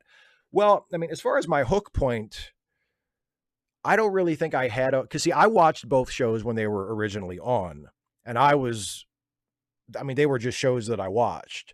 So, I mean, my hook point for TNG, I guess, technically was Encounter at Farpoint, even though I think that's a rotten episode, because I started watching it and I kept watching it. I think it was probably sometime in season 3 when I really started to get hooked on it. I can't remember a specific episode, but it was probably sometime in season 3 of TNG where I really was like, oh, this is becoming like a good show. And keep in mind, I was like 8 or 9, so it's not, I'm not thinking of it the same way that I would think of it today if I were watching it for the first time. But as a kid, you watch it, and I watched a lot of TV, and I was, I was maybe like a little baby proto critic, and I started to really get into the show probably around season 3. In Deep Space Nine, it was the first episode. Deep Space Nine, I was hooked from the very beginning. And I still say to this day, I think season 1 of Deep Space Nine doesn't get nearly enough credit for being a really good season. It's not as good as seasons that came after. Like, the show definitely got better after season 1, but season 1 is absolutely nothing to be ashamed about at all. It's a terrific show from season 1. But having said that, if you're introducing the shows to new people who maybe might be a little iffy on the, DS9 TNG thing, I don't have a specific list for you. I can't think of that off the top of my head, and I didn't do that beforehand. But if I were introducing someone to TNG and I wanted to give them the best opportunity to really get hooked on the show, I would probably skip everything from season 1 except The Big Goodbye and Skin of Evil. And I would probably skip most of season 2 except for The Measure of a Man and maybe the Royale, because if your mom is a big classic Trek fan, the Royale is very much an episode in the same vein as a TOS episode. Like that premise, I could easily see that as being a classic Trek episode. And then season 2 is I agree with you. Season 2 is a much better season than a lot of people give it credit for. But I would probably stick with the Royale and The Measure of a Man, just in terms of introducing someone to it. And then after that, it's from season 3 forward, I think you're pretty good. Like, not every episode is great, but it's pretty consistently good from season 3 forward. At least until season 7. But by that time, hopefully she'll be hooked. And for Deep Space Nine, you've already watched the first episode. Show her from season 1, I would say show her progress, show her Duet, show her In the Hands of the Prophets, the season finale. And then after that, I think from season 2 forward, you're probably in pretty good shape. There aren't too many stinkers after that. So just be a little selective about the first seasons, and pick out the strongest and most representative episodes from from the early seasons, and then hopefully that'll be enough to kind of whet her appetite, and then you can move into more consistent watching from that point. Joe McClory. So I was thinking about a good thought-provoking question for this week because I would be here to engage with the chat about it and all the other stuff that come up in an Ask Away chat, but nope, brain fog. So instead, something silly. You have had a fairly negative reaction to season 3 of Picard using elements from other shows, but would you have been upset or delighted if they had decided to have a cameo from some of the cast of Enterprise that was people looking for Riker and finding him in the Titan's holodeck, running a program where he's in the background of the events from the ship, and when the other character said something, he would reply with something like, yeah, I do this sometimes when I am stressed. They would have to play it just right, because that's such a nerdy joke. That's such a Star Trek nerd joke that initially I would probably be like, no, don't do that. But if they played it just right, first of all, if the show was not drunk on fan service other than that, right? If it was, okay, it's the TNG reunion show, so we're bringing back the TNG cast, but then that's the fan service. We recognize that the premise of the series is fan servicey enough. So beyond that, we're going to lay off the fan service and just do like a new show with a new story about these classic characters dealing with their legacy and, you know, riding off into the sunset, what have you. If it was that show instead of the show that we've gotten, and they decided to do one little holodeck joke with, you know, a blink and you'll miss it, one scene mini micro cameo from Scott Bakula or Connor Trenier or Jolene Blaylock or whatever, like as an Enterprise character, and Riker is in the holodeck as like a callback to that Enterprise series finale, like, and maybe have Deanna come into the holodeck to find him and be like seriously pissed at him, be like really impatient with Riker, like, what are you doing? You can't be doing this now, Will. We have a problem, you know, will you please get out of the holodeck and let's, you know what I mean? Like something like that, where it was treated as like, what are you doing? You know, I think that will be funny. And I think that will be worth it. So yes, if it was a different show that didn't lean so shamelessly and heavily on nostalgia, just generally speaking, and if they played that holodeck bit with Riker playing the Enterprise holodeck program, if they played it just right, then yes, I think they could get away with it, and I think I would dig it. But it's a tightrope. It's a tightrope that they would have to walk. John Burns, hydrate. Hey, Steve, do you think it's interesting that Germany and Russia have had to go through other government types from imperial governments in the last few centuries, while China seems content being in an imperial system? Many mentioned how Rome was prejudiced while a republic and an empire. China was surrounded by less technologically adept societies, but ended up in an imperial system in the mid-50s. Seems anti-intuitive. Or could it simply be those old prejudices coming to the forefront brought by the government? Thanks. I mean, honestly, I have no expertise to call upon to form any sort of coherent opinion about why Chinese society has gravitated toward the kind of government that it has, and why, you know, for not just imperial government, but like, I mean, why has Chinese communism been much longer lasting and more stable than the Soviet Union was? You know, why is it so much more prosperous than in North Korea? You know, I mean, and a lot of with North Korea is that, you know, we have like North Korea has in many ways cut itself off from the rest of the world, and the rest of the world has also cut off North Korea. So I mean, it's not entirely North Korea's fault that their country is such a shambles under its peculiar idiosyncratic form of communism. But there's all kinds of questions to ask that I honestly don't know the answer to. Why has China been, you know, the kind of government that it has been for as long as it has been, while other governments have gone through different phases? I honestly don't know. I honestly don't know. So sorry to disappoint you by not knowing the answer to that incredibly complex historical and socio-political question. But thanks for asking anyway. Thanks for having the confidence in me to think I would have something to say about it. Last question, and this one is from Dana, who has disguised herself cleverly as an American lefty in That Woman's District.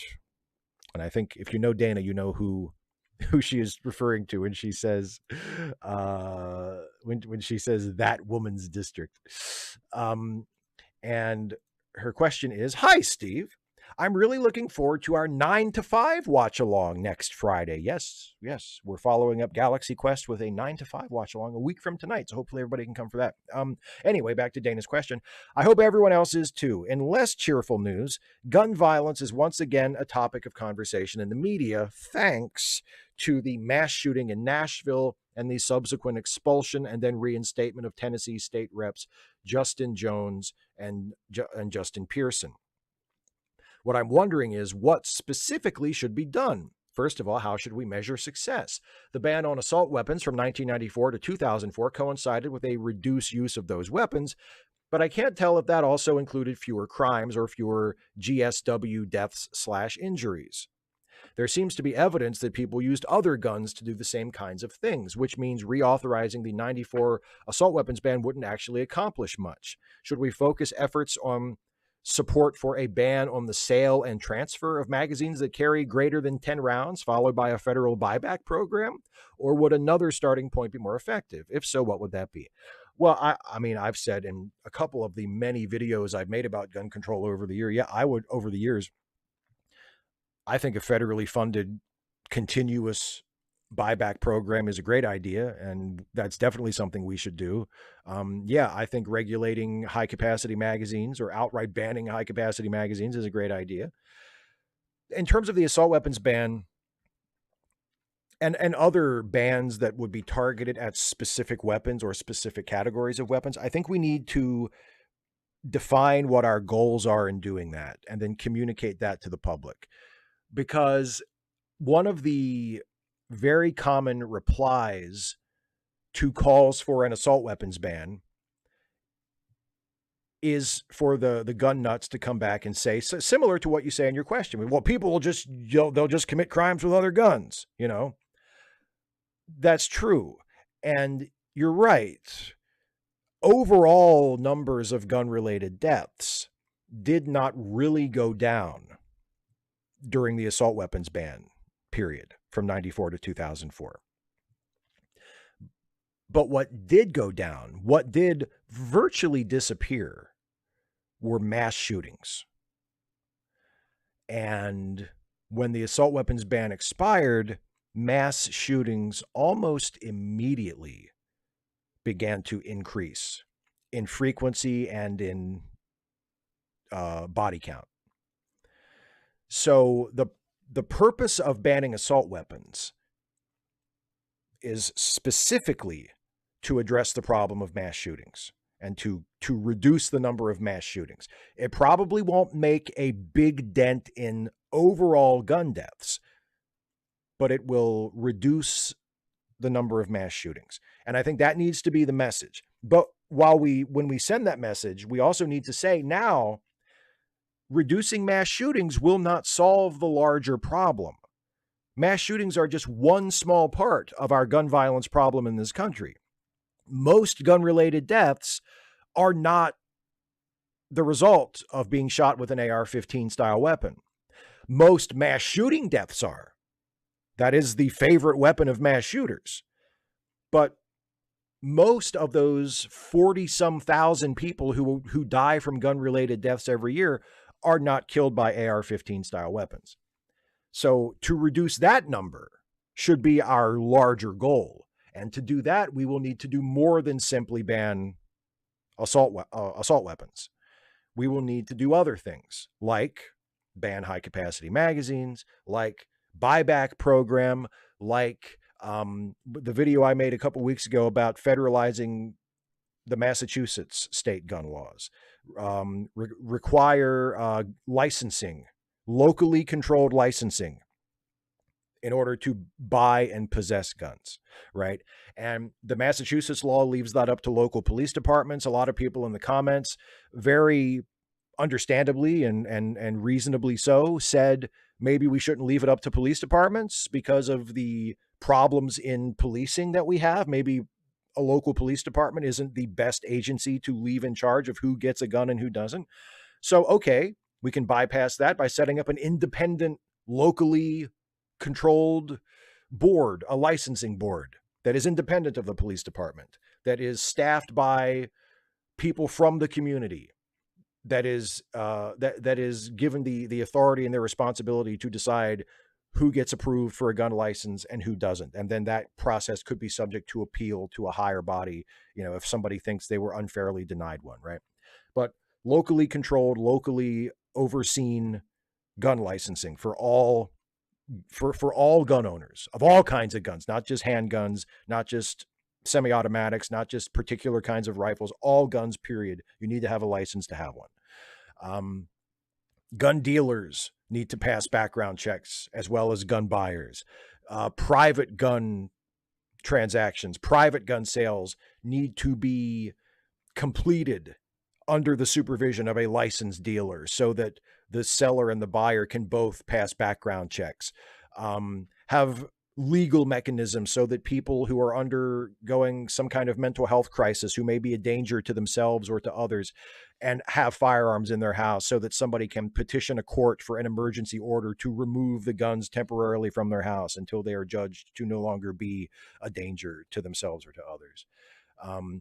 Mandatory trigger locks, mandatory gun safety measures of all kinds, mandatory safe storage of guns. And if you don't store your guns safely and your guns are stolen and used in a crime, then you become criminally liable for that, in addition to the people who did the crime. Like things like that again would not completely solve the problem, but if implemented and enforced would surely greatly reduce the number of overall gun related deaths year to year in the country.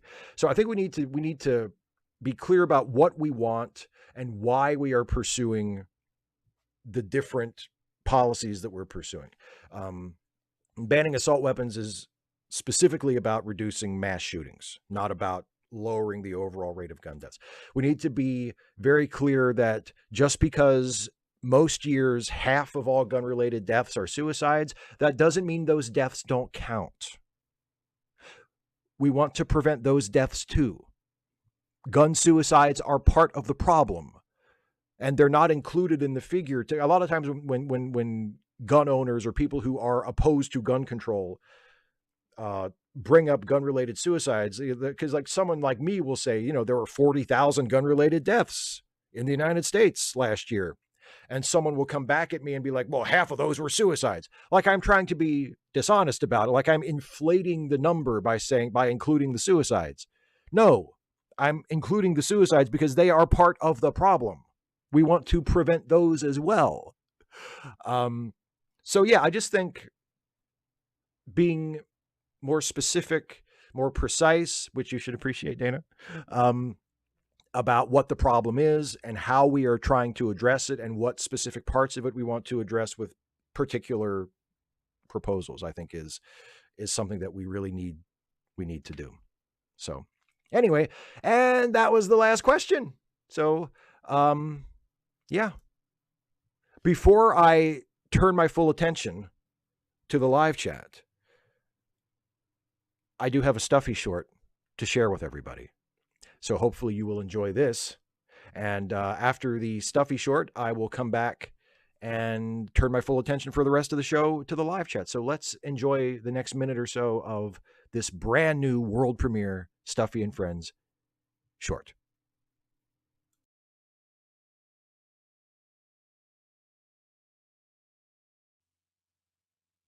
Stuffy. Check this out.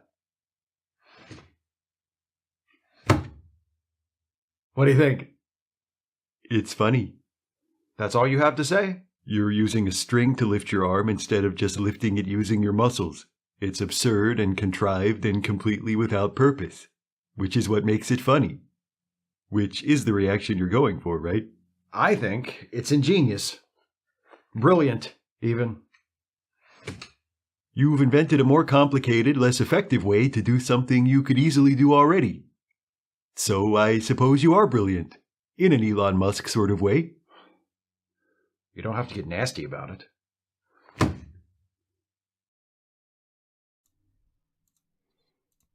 Ta-da! Hope you enjoyed that. All right. Let's turn now to the live chat. How is everybody doing? Oh, Dana's back. Yay. Glad you made it, Dana. All right. Let me check what I have missed in terms of super chats and such. And let me see. Oh boy, there's been a bunch of them. Here's one from, let me see. Stephen G. Clenard says, does it make sense to judge Star Trek Picard by traditional standards of good storytelling? It clearly doesn't choose to play by those rules. In my opinion, we should only criticize it when it doesn't go the full Picard. Now, I mean, I've seen that criticism. I've seen that excuse from a lot of people. They say, well, it's, you know, what did you expect? We knew it was going to be nostalgia bait going in. I mean, I guess it's very subjective. It's to each their own. All I can say is when I have watched it, for the most part, with the exceptions that I've talked about, for the most part, when I have watched it, I have not enjoyed it, and I have not thought it was a very good show.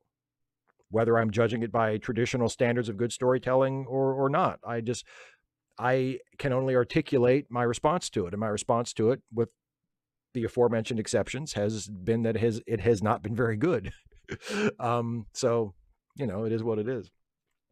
Isaiah Taylor says, glad you like my short story, Steve. Did it without going to creative writing school. Don't get me wrong, but astronaut is cool. Absolutely. Well, yeah. And like I said, it was a nice little scene. I appreciate it. Philip Kehoe says, I mentioned the Juice launch during Trek Actually on Wednesday. Launch went ahead today after a weather delay, so it'll be on its way to Jupiter. That is awesome. That is fantastic. Good news. Thank you for sharing. 255 AD says, Southern victory is a bit problematic. The South loses World War I because of black partisans. So Turtle Dove accidentally did stabbed in the back, but true. Well, okay. I mean, thanks for sharing that. I haven't read it, obviously, so I can't speak to that. But interesting. And John Burns with a super chat says, Keanu Reeves knows martial arts. Would you be in support of Keanu teaching martial arts to trans people who might need it? How about in your home? Well, I don't want him to teach martial arts classes in my house. No.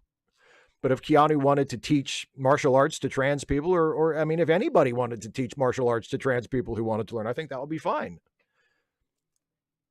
40,000 people a year aren't dying in the United States because of martial arts related injuries. Let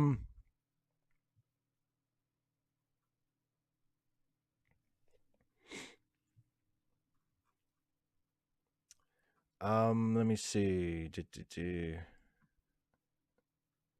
TJ Slabdragon Watson, my father committed suicide by gun. It really screwed me up. I almost followed in his footsteps. It's so easy to buy a gun. Well, I'm very sorry to hear that, TJ. I'm glad you did not follow in his footsteps in that way. And yeah, I mean, I think that's a big big part of the problem. A lot of suicides are it's a matter of impulse and opportunity. And if people are unable to easily get their hands on a gun in that period of crisis where they are like feeling the urge to commit suicide, in many cases they just won't do it. You know, I mean, some people unfortunately might find another way to kill themselves, but in a lot of cases, if they can't find an easy and immediate way to do it, the urge will pass and they won't do it. And so a lot of lives could be saved. A lot of gun suicides could be prevented by just not having it be so damn easy to get your hands on a gun.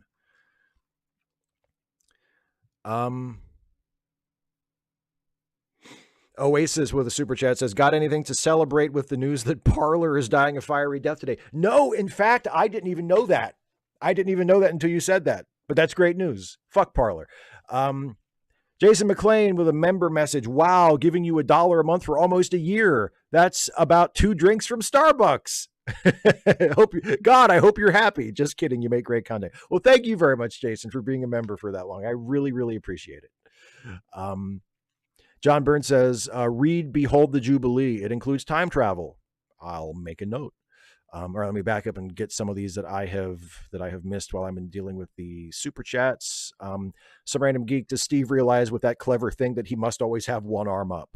I think he realizes it, but he thinks it's awesome, or at least he thinks it's funny. Steve Schmaling says, you and I are of a kind. I like that. That's a quote from Core C from Star Trek, from Errand of Mercy. We both are libs. We both love Star Trek. We both love MST, and I bake my potatoes the exact same way. Also known as the proper way. Good to hear. And you have the best first name as well. Daryl Lett says, okay, Steve, is there any music that when you hear it, you can't get it out of your head? With me, it's that 80s 5-volume set called Hooked on Classics. Oh, there are so many songs that if I hear it once, it's in my head all day. Absolutely. Absolutely. I did the Stuffy video. I think was it last time I did the Stuffy video where the Steve character sings the Pee-wee's the Pee-wee's Playhouse rewrite of Zombie by the Cranberries. I had that song in my head literally for weeks after I shot that video, after I wrote it. Truthfully. Yeah, that's what it's in my head now. It's the opening of that song is in my head now. I'm listening to it right now, and I'll probably be listening to it in my head for the rest of the night. Yeah, and it's not just that. There's lots of songs like that like once it gets in there, there's no getting it out. Joseph Howard, let's say hypothetically you enjoyed Picard season 2. With that in mind, do you think what they've done with Data in season 3 cheapens Data's death in season 2? Well, technically Data's death in season 1. And yes, it does. Of course it does. It goes along with something that I said. I don't think we've talked about it in our reviews, but I know Jason and I have talked about it privately. Like I did not really, I didn't enjoy Picard season 2 at all. I found Picard season 1 to be very flawed, but I appreciated certain things about what it was trying to do, you know. But the point is, if you happened to enjoy the show that Picard was in season 1 and 2, and you enjoyed like the new characters in it, season 3's message to you is basically, yeah, well, thanks for watching, but fuck you. We're basically jettisoning all of the original stuff that we came up with for seasons 1 and 2, and we're just doing a TNG reunion. So fuck you if you enjoyed. If you wanted to find out what happened, if you like Captain Rios, too bad. We wrote him out. Fuck you. If you like Soji, well, Soji's just fucking gone. We're not even going to talk about Soji. She just disappeared. So yeah. Nick Jeffrey, no spoilers as you haven't seen it yet, but I watched episode 9 of Picard this morning and spent most of it playing Steve Shives bingo, picking out all the bits you'll complain about. That is not encouraging, although it's nice to be thought of. 255 AD, I feel you kind of gave my question short shrift. Was that because you don't feel it's your place to tell trans people what to do in the current climate? But yeah, I think that's a lot of it, sure. I think that's a lot of it. And I think I've said that before, like as someone who is not part of a group that is threatened the way trans people are threatened, as someone who is in a very privileged position in that way, I do feel a little sheepish, and I do feel like it's not really my place to tell someone who feels that kind of threat and has to deal with that kind of prejudice and dehumanization just in general. I don't really think it's my place to say you shouldn't be buying a gun.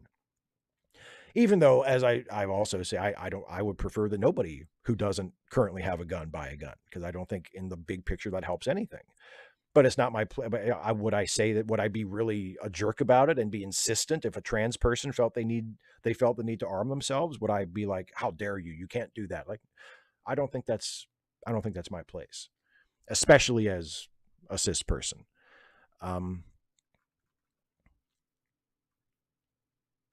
255 AD also says, oh, and Jason decided to upgrade to $5 a month now. Thank you, Jason, very much.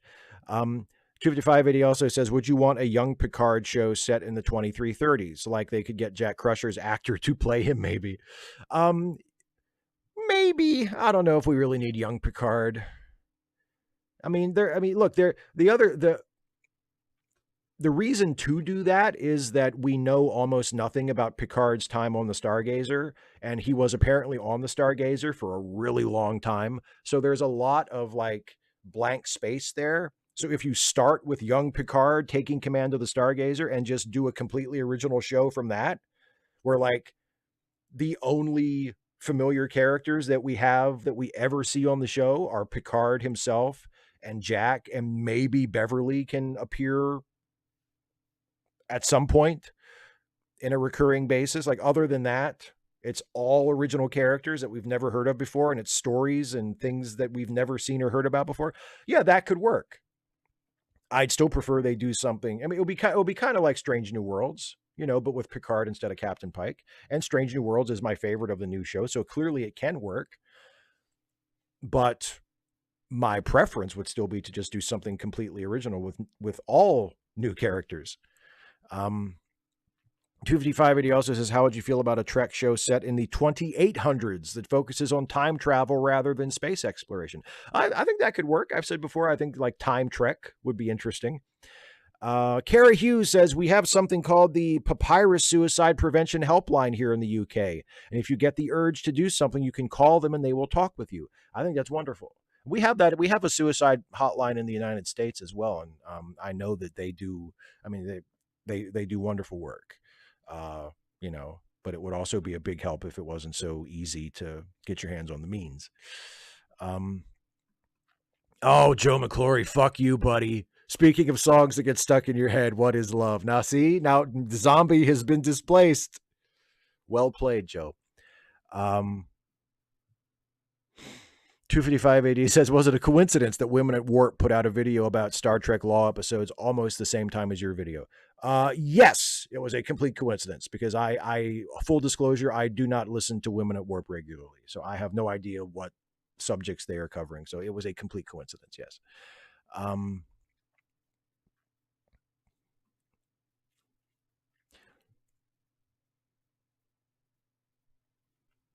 Pedro says, sing us a song, Steve. Somebody's gonna need to give me something they want to hear me sing. I don't know. Somebody suggest a song in the chat. Jason McLean says, would you want season 3 to be season 1 of Picard, then introduce parts of the previous seasons? I mean, and hopefully I answered your questions, 25580. Sorry. I hope and I hope everything's okay with the dog. And thank you for the super chat. Anyway, back to Jason McLean's question. I do think I would probably react a little differently to season 3 of Picard if it was the first season rather than the third season. And also I'll put it this way, certain elements of season 3 would probably go down a little easier with me if this was not the big farewell to the TNG crew, right? It feels weird to me that they're using so many elements from other shows in the show that is supposed to be the farewell to TNG. But if it was not the farewell to TNG, but just a TNG reunion and the first season of a planned ongoing TNG reunion show, and it was, yeah, sure, fuck it. It still doesn't make a lot of sense, but let's do TNG's heroes versus changelings. Sure, fuck it. Like, it would go down a little easier with me if it wasn't, the farewell. It's like having Riker on the last episode of Enterprise. It's just different when it's meant to be the last hurrah. And it's like, what is all this shit from other shows and the last hurrah of this show?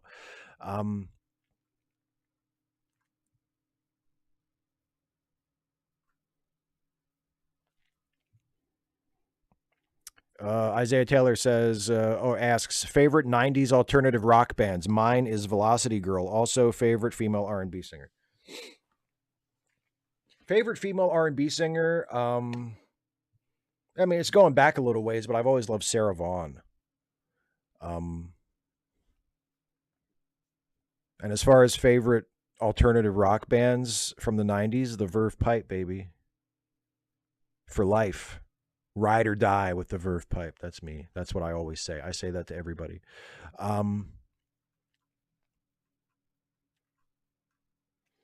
Okay, let me see.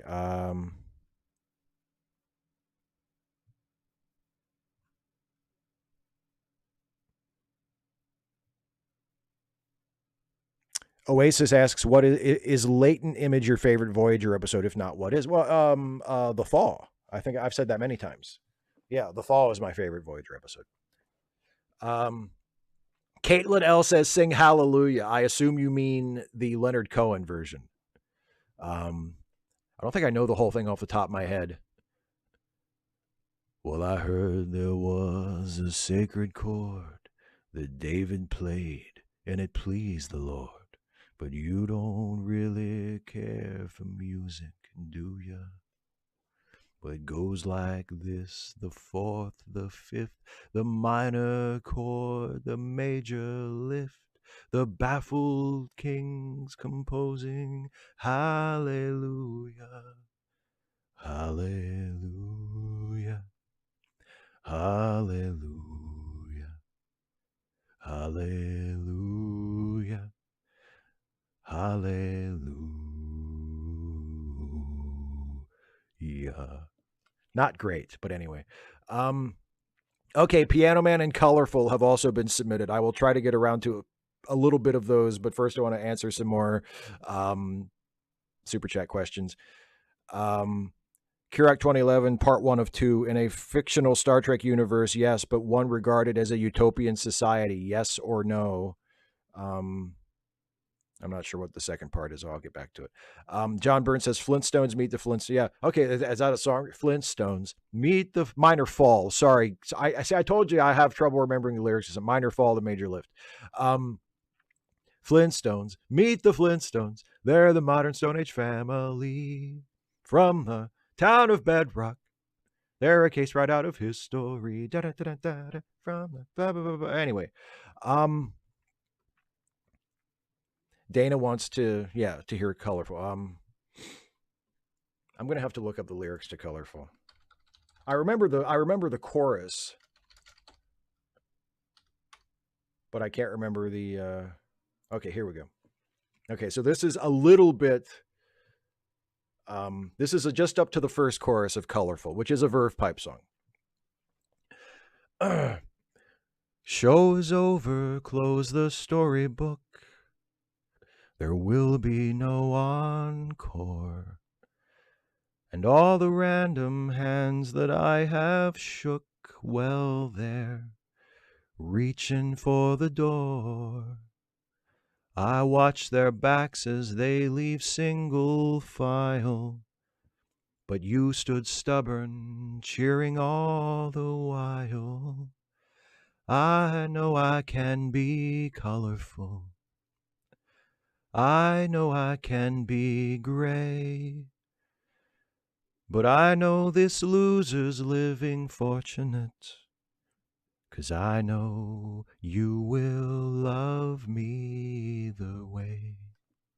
There's a little bit of Colorful for you, Dana.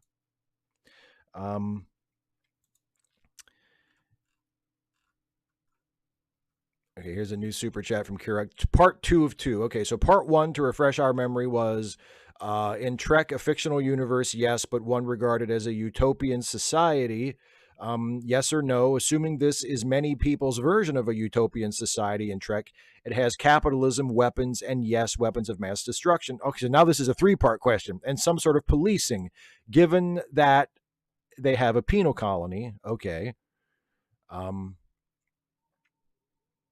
Oh, Ron Vickers, maybe a Star Trek baby series. Yes, absolutely.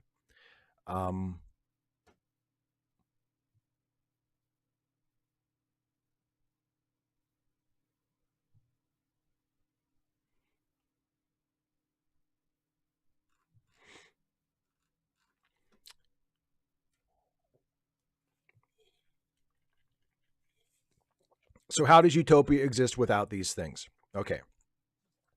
Well, just because Star Trek offers a version of utopia that includes those things, that doesn't mean that a utopia couldn't possibly exist without those things. I mean, in fact, I think some people might argue that the Federation can't be a true utopia if it still has, policing and prisons and weapons and stuff. I don't know. Personally, my view of utopia is a little more variable. I mean, I think there are certainly elements of how the Federation is presented that are utopian. Whether it meets like a strict definition of utopia would depend on that definition. I mean, there's no poverty. There doesn't seem to be any significant bigotry or, racial or sexual or etc. discrimination.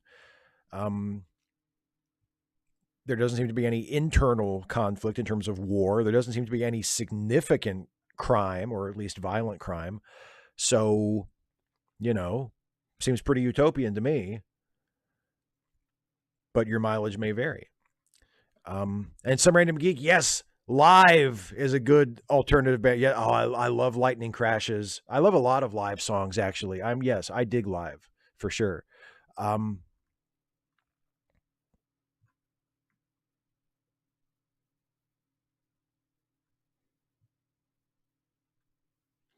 Batbite says, how was it to be one of the few lefties online through these skeptic anti-SJW times? And now that Amazing Atheist has regretted a lot of his past, how do you feel about him, and have you been in touch?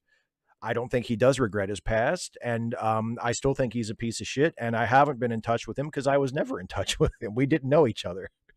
And I still don't have any desire to know him. I've talked about this in the last few weeks, or in the last few months at least, but no, I honestly don't think, I haven't seen any evidence that he acts like he regrets anything he used to do or say or whatever. He still seems like an asshole to me. I haven't been in touch with him. I don't want to be in touch with him. Fuck him.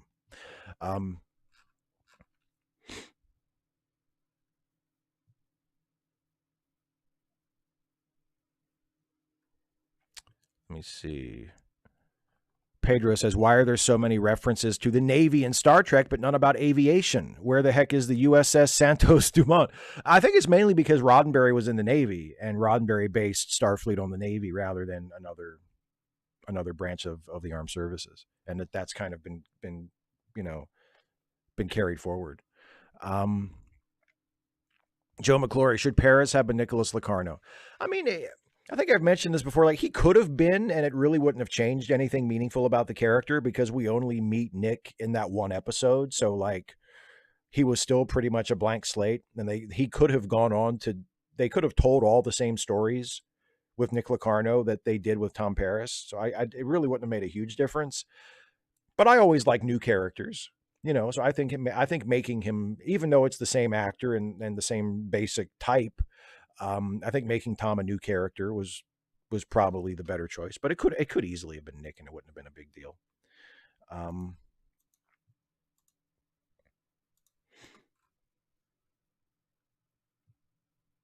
Yeah, Some Random Geek, absolutely. REM for sure. Kane 20C deathmatch, apples versus oranges. See, this is tough because I love both. But I eat apples way more often than I eat oranges. So I would have to take apples in that one. Dana says, I have no idea who the Amazing Atheist is, but if you haven't been in touch with him, how do you know he hasn't had some kind of epiphany and changed his stance on problematic issues? I've just heard from other people. I've had people whose testimony I have no reason to doubt, who have watched more of his recent videos, tell me, and I have no reason to disbelieve them. Was he in Isaiah? Was Gene in the Army Air Corps? I didn't know. I thought he was in the Navy. But anyway, thanks for that correction.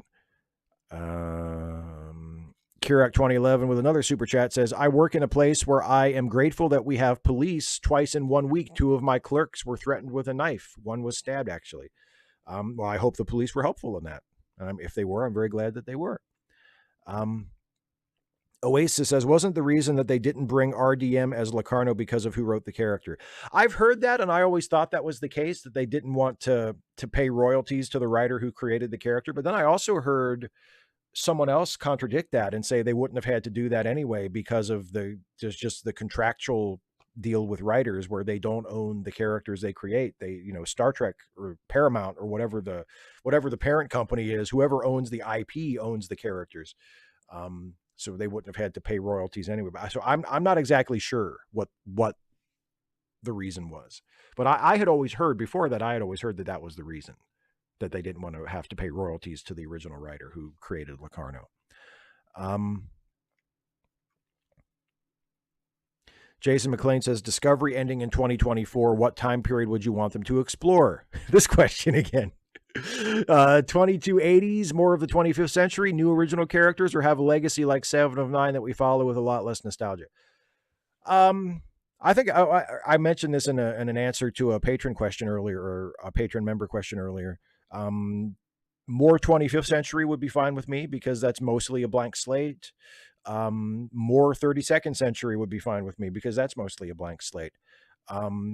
Or a show that's set in pretty much any previously explored time period that was its own show and its own story. Like, I would love to do a show set in the 2280s so we could have those awesome red uniforms, but it would just be, it would be new stories. It wouldn't be touching on, stuff we've seen before. It would be completely independent of anything else, so to me, the time period doesn't really matter so much as what the show is about.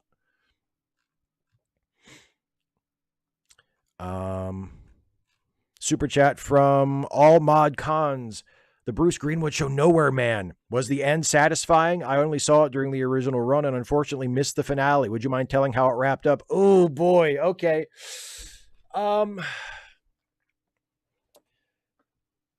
Satisfying in a way, but in another way, not so satisfying. It was sort of the kind of thing that functions.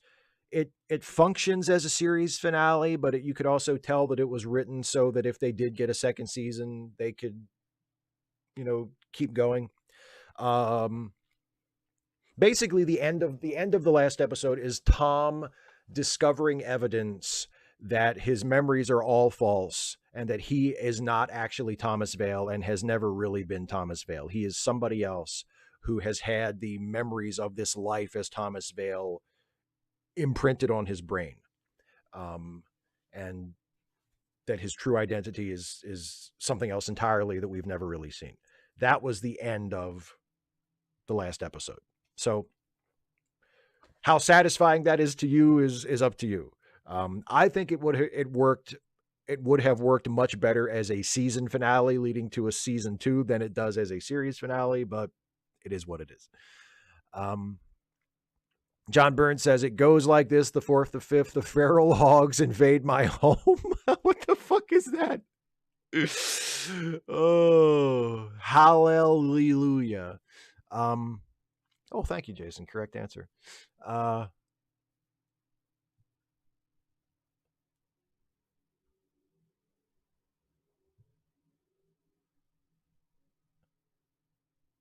And yeah, I saw Batbite. How was it to be one of the few lefties online through the skeptic anti-SJW time? I mean,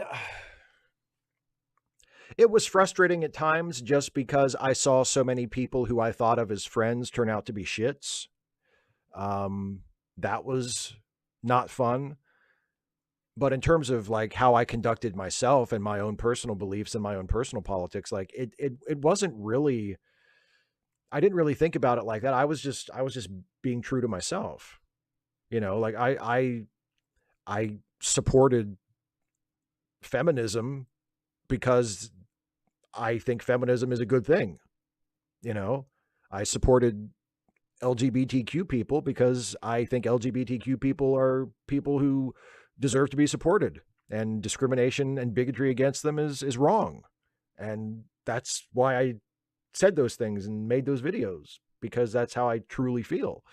I spoke out against Islamophobia, even though I'm an atheist, because it's still a form of discrimination and bigotry and unjustified hatred. And I think it's wrong. I think religious bigotry of all kinds is wrong.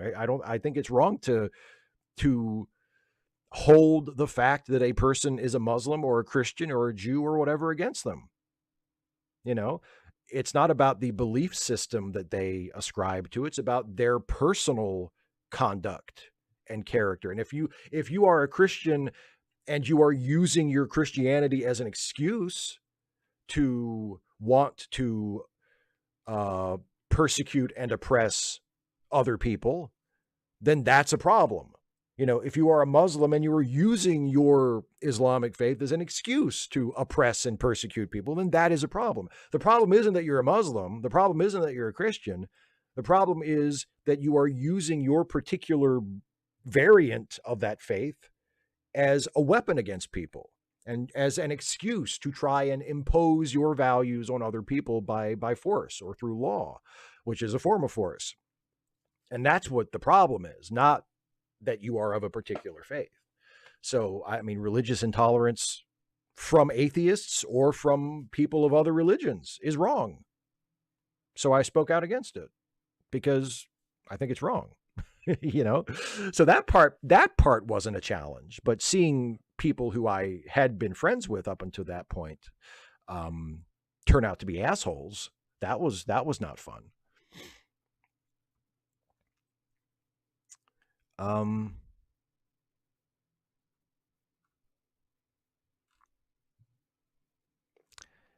Mario, I am an Orioles fan, but to be honest, I haven't followed the team closely for years. So I'm not particularly excited about the season. I checked the standings yesterday, and the season's almost is still, it's only 2 weeks old, but hey, the Orioles are above 500. So that's good. Pedro Noguera says, The Exorcist, do you like it? It's one of my favorites, with Frankenstein created woman and Throne of Blood, but unfortunately there's a remake of The Exorcist coming out. Any thoughts? I love The Exorcist, and I haven't heard much about the remake, so I don't really know how I feel about it. But yeah, the original Exorcist to me is a classic for sure. Super chat from John Burns. For the first time since the 60s, someone, a Canadian, will circumnavigate the moon. Soviets never did it, only the Americans. Yes, that's right. The first Artemis crew that will not actually land on the moon, but will do the Apollo 8 thing and fly to the moon and go around and come back. Yes, one of the crew members is Canadian, so congratulations. That's very exciting. It's very exciting just in general. Joe McClory, do you think the pushback on you drove you further left than you might have gone if they had not attacked you and other feminists you met at that time? I don't think it drove me any further left, but it definitely made me more determined to keep speaking out about it. Yeah, it definitely made me realize the importance of not keeping those opinions to myself. For sure. Yeah. I mean, if feminism, like just take, because feminism was like a big fracture point in the atheist movement. Women's rights was a big fracture point. If there had not been so many prominent secular voices that were anti-feminist, I probably would not have spoken in support of feminism as much as I did, because I wouldn't have seen a need. But there was a need because there were a lot of very, very loud voices in the movement that were anti-it.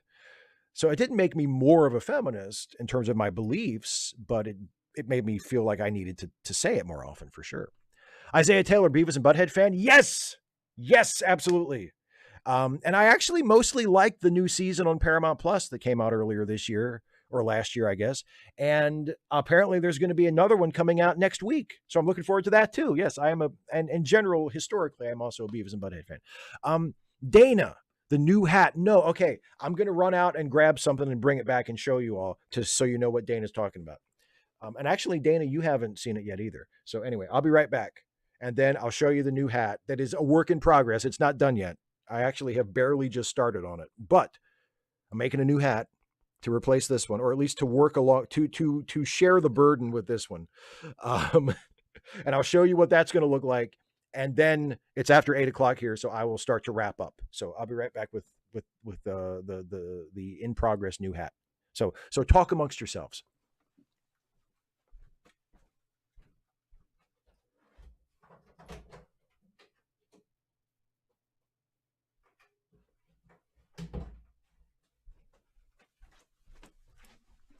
Okay, so the idea behind the new hat is, I'm from Maryland. I'm a Marylander through and through, a proud Marylander.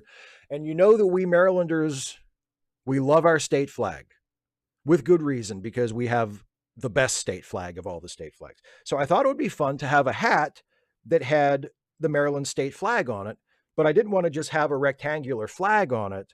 I wanted it to be a circular emblem, because I like hats with circular emblems like this one, right? Or like my old son's hat that was kind of a circular emblem.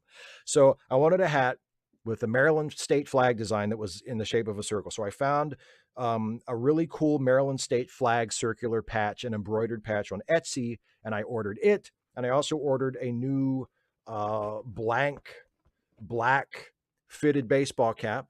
And I have not completed the attachment of the patch. I'm going to attach it firmly and sew around the edges so that it stays on there real good. But I have glued the patch in position in preparation for sewing it on. So this is what it's going to look like. That's the new hat. And it pretty much, I mean, it looks finished just to look at it on a video. Like that's what it's going to look like. But you can see it's not quite fully attached yet. I need to sew around the edges so that it's really on there real good. But that's what the new hat's going to look like. So pretty pleased with that. So thank you, Dana, for giving me the opportunity to show that off. Super chat from John Burns. Could you do a Monty Python-esque style video with Stuffy as Charles I? Pretend he thinks he's the judge while on the stand and keeps acting like it. I will take that under advisement. Thank you for the idea, John. Joe McClory, no, I did not see the CGP Gray flag ranking video. I did not. Stephen G. Clenard says, a better flag would have a bear on it. Are we going to start fighting again? Is that what's going to happen? That we're going to start having a fight now?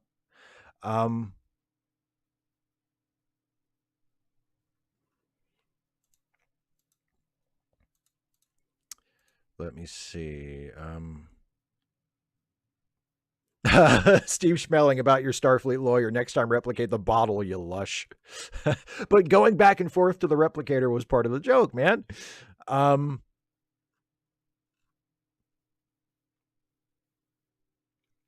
Thank you, Dana. Dana loves how excited I am about my new hat and then calls me a dork. I appreciate that so much. It is a coat of arms, Isaiah, or originally that's where the design comes from. It was a Lord Calvert's coat of arms. All right, so I'm going to start wrapping up. If you all have some final questions or things in the chat, go ahead and throw them in there, and I'll come back for a last look after I get done my final plugs and such here. But first of all, don't forget, I saw a geek put the links in the chat earlier. Just in general, don't forget charitylinks.page linked in the description. You can go there to help out some friends of ours who need a helping hand, who are in some financial distress. If you have a few extra bucks lying around and you want to put them toward a good cause, there are all kinds of people linked in charitylinks.page that could use your help, and I would encourage you strongly to take advantage of that resource. Also, if you want to support my channel and my work here on YouTube, you can do so by becoming a patron at patreon.com/Steve Shives, or becoming a channel member by clicking the join button. And either way, you at any level of membership or patronage, you get access to members only or patrons only benefits, including the ability to submit questions ahead of time for these Ask Away live streams. And those are the questions I answer in the first part of the show. Patrons and members of any level get to access the form to submit questions the Monday before these Friday Ask Aways. So consider that as you consider whether or not to support my channel as a regular financial supporter, as a patron or a member. And I really, really appreciate all my patrons and all my members. I could not do this without you. So thank you so much for your support. Also, in addition to my YouTube stuff, I'm also a co-host of a couple of podcasts that are a part of the Let Me Listen family of podcasts. First of all, there is Late Seating, the movie review podcast that I'm on alongside the great Jason Harding. And we just had our new episode go up today, which is our review of, it's probably going to be our last baseball movie review, because we've done so many baseball movies over the years. And it is our review of perhaps the baseball movie of all baseball movies, the movie that is not so much about baseball as it is about how much we love baseball, those of us who love it. And that is, of course, Field of Dreams. So our new episode is our review of Field of Dreams. It's up right now. I hope you listen to it and enjoy it. And also, the other podcast I'm on is the Ensign's Log, the Star Trek themed comedy podcast that I'm on alongside Jason, and also Dana, who is with us in the chat and is brilliant in the show, as, in all modesty, are Jason and myself as well. We're all really good in the show. And the most recent Ensign's Log episode went up earlier this week. It was a little bit late because of recording problems, but we got it recorded and we got it up, or Jason got it up. He actually does all the hard work. And it is our season 5 finale. So the Ensign's Log will be taking about a month off before we start the next season. So the most recent Ensign's Log episode is the season 5 finale. And at some point between now and the next new episode in the next month or so, we also, Jason and Dana and I, will come together and do our traditional Ensign's Log live stream. I don't have an exact date for that yet, but it'll be sometime between now and then. So look forward to that too, and check out the Ensign's Log. If you like Star Trek and you like Star Trek comedy stuff and you like the Star Trek stuff that I do on YouTube, I think you'll really dig the Ensign's Log. Check it out. Links to both the podcasts are in the description. And now let me take one last look over here at the live chat. Let me see.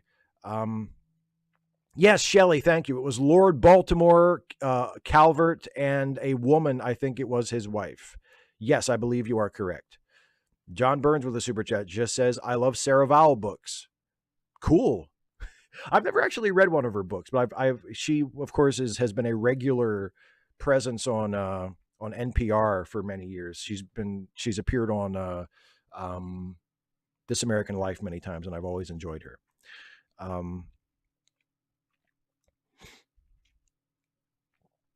Oh, Kara, lovely to see you as well.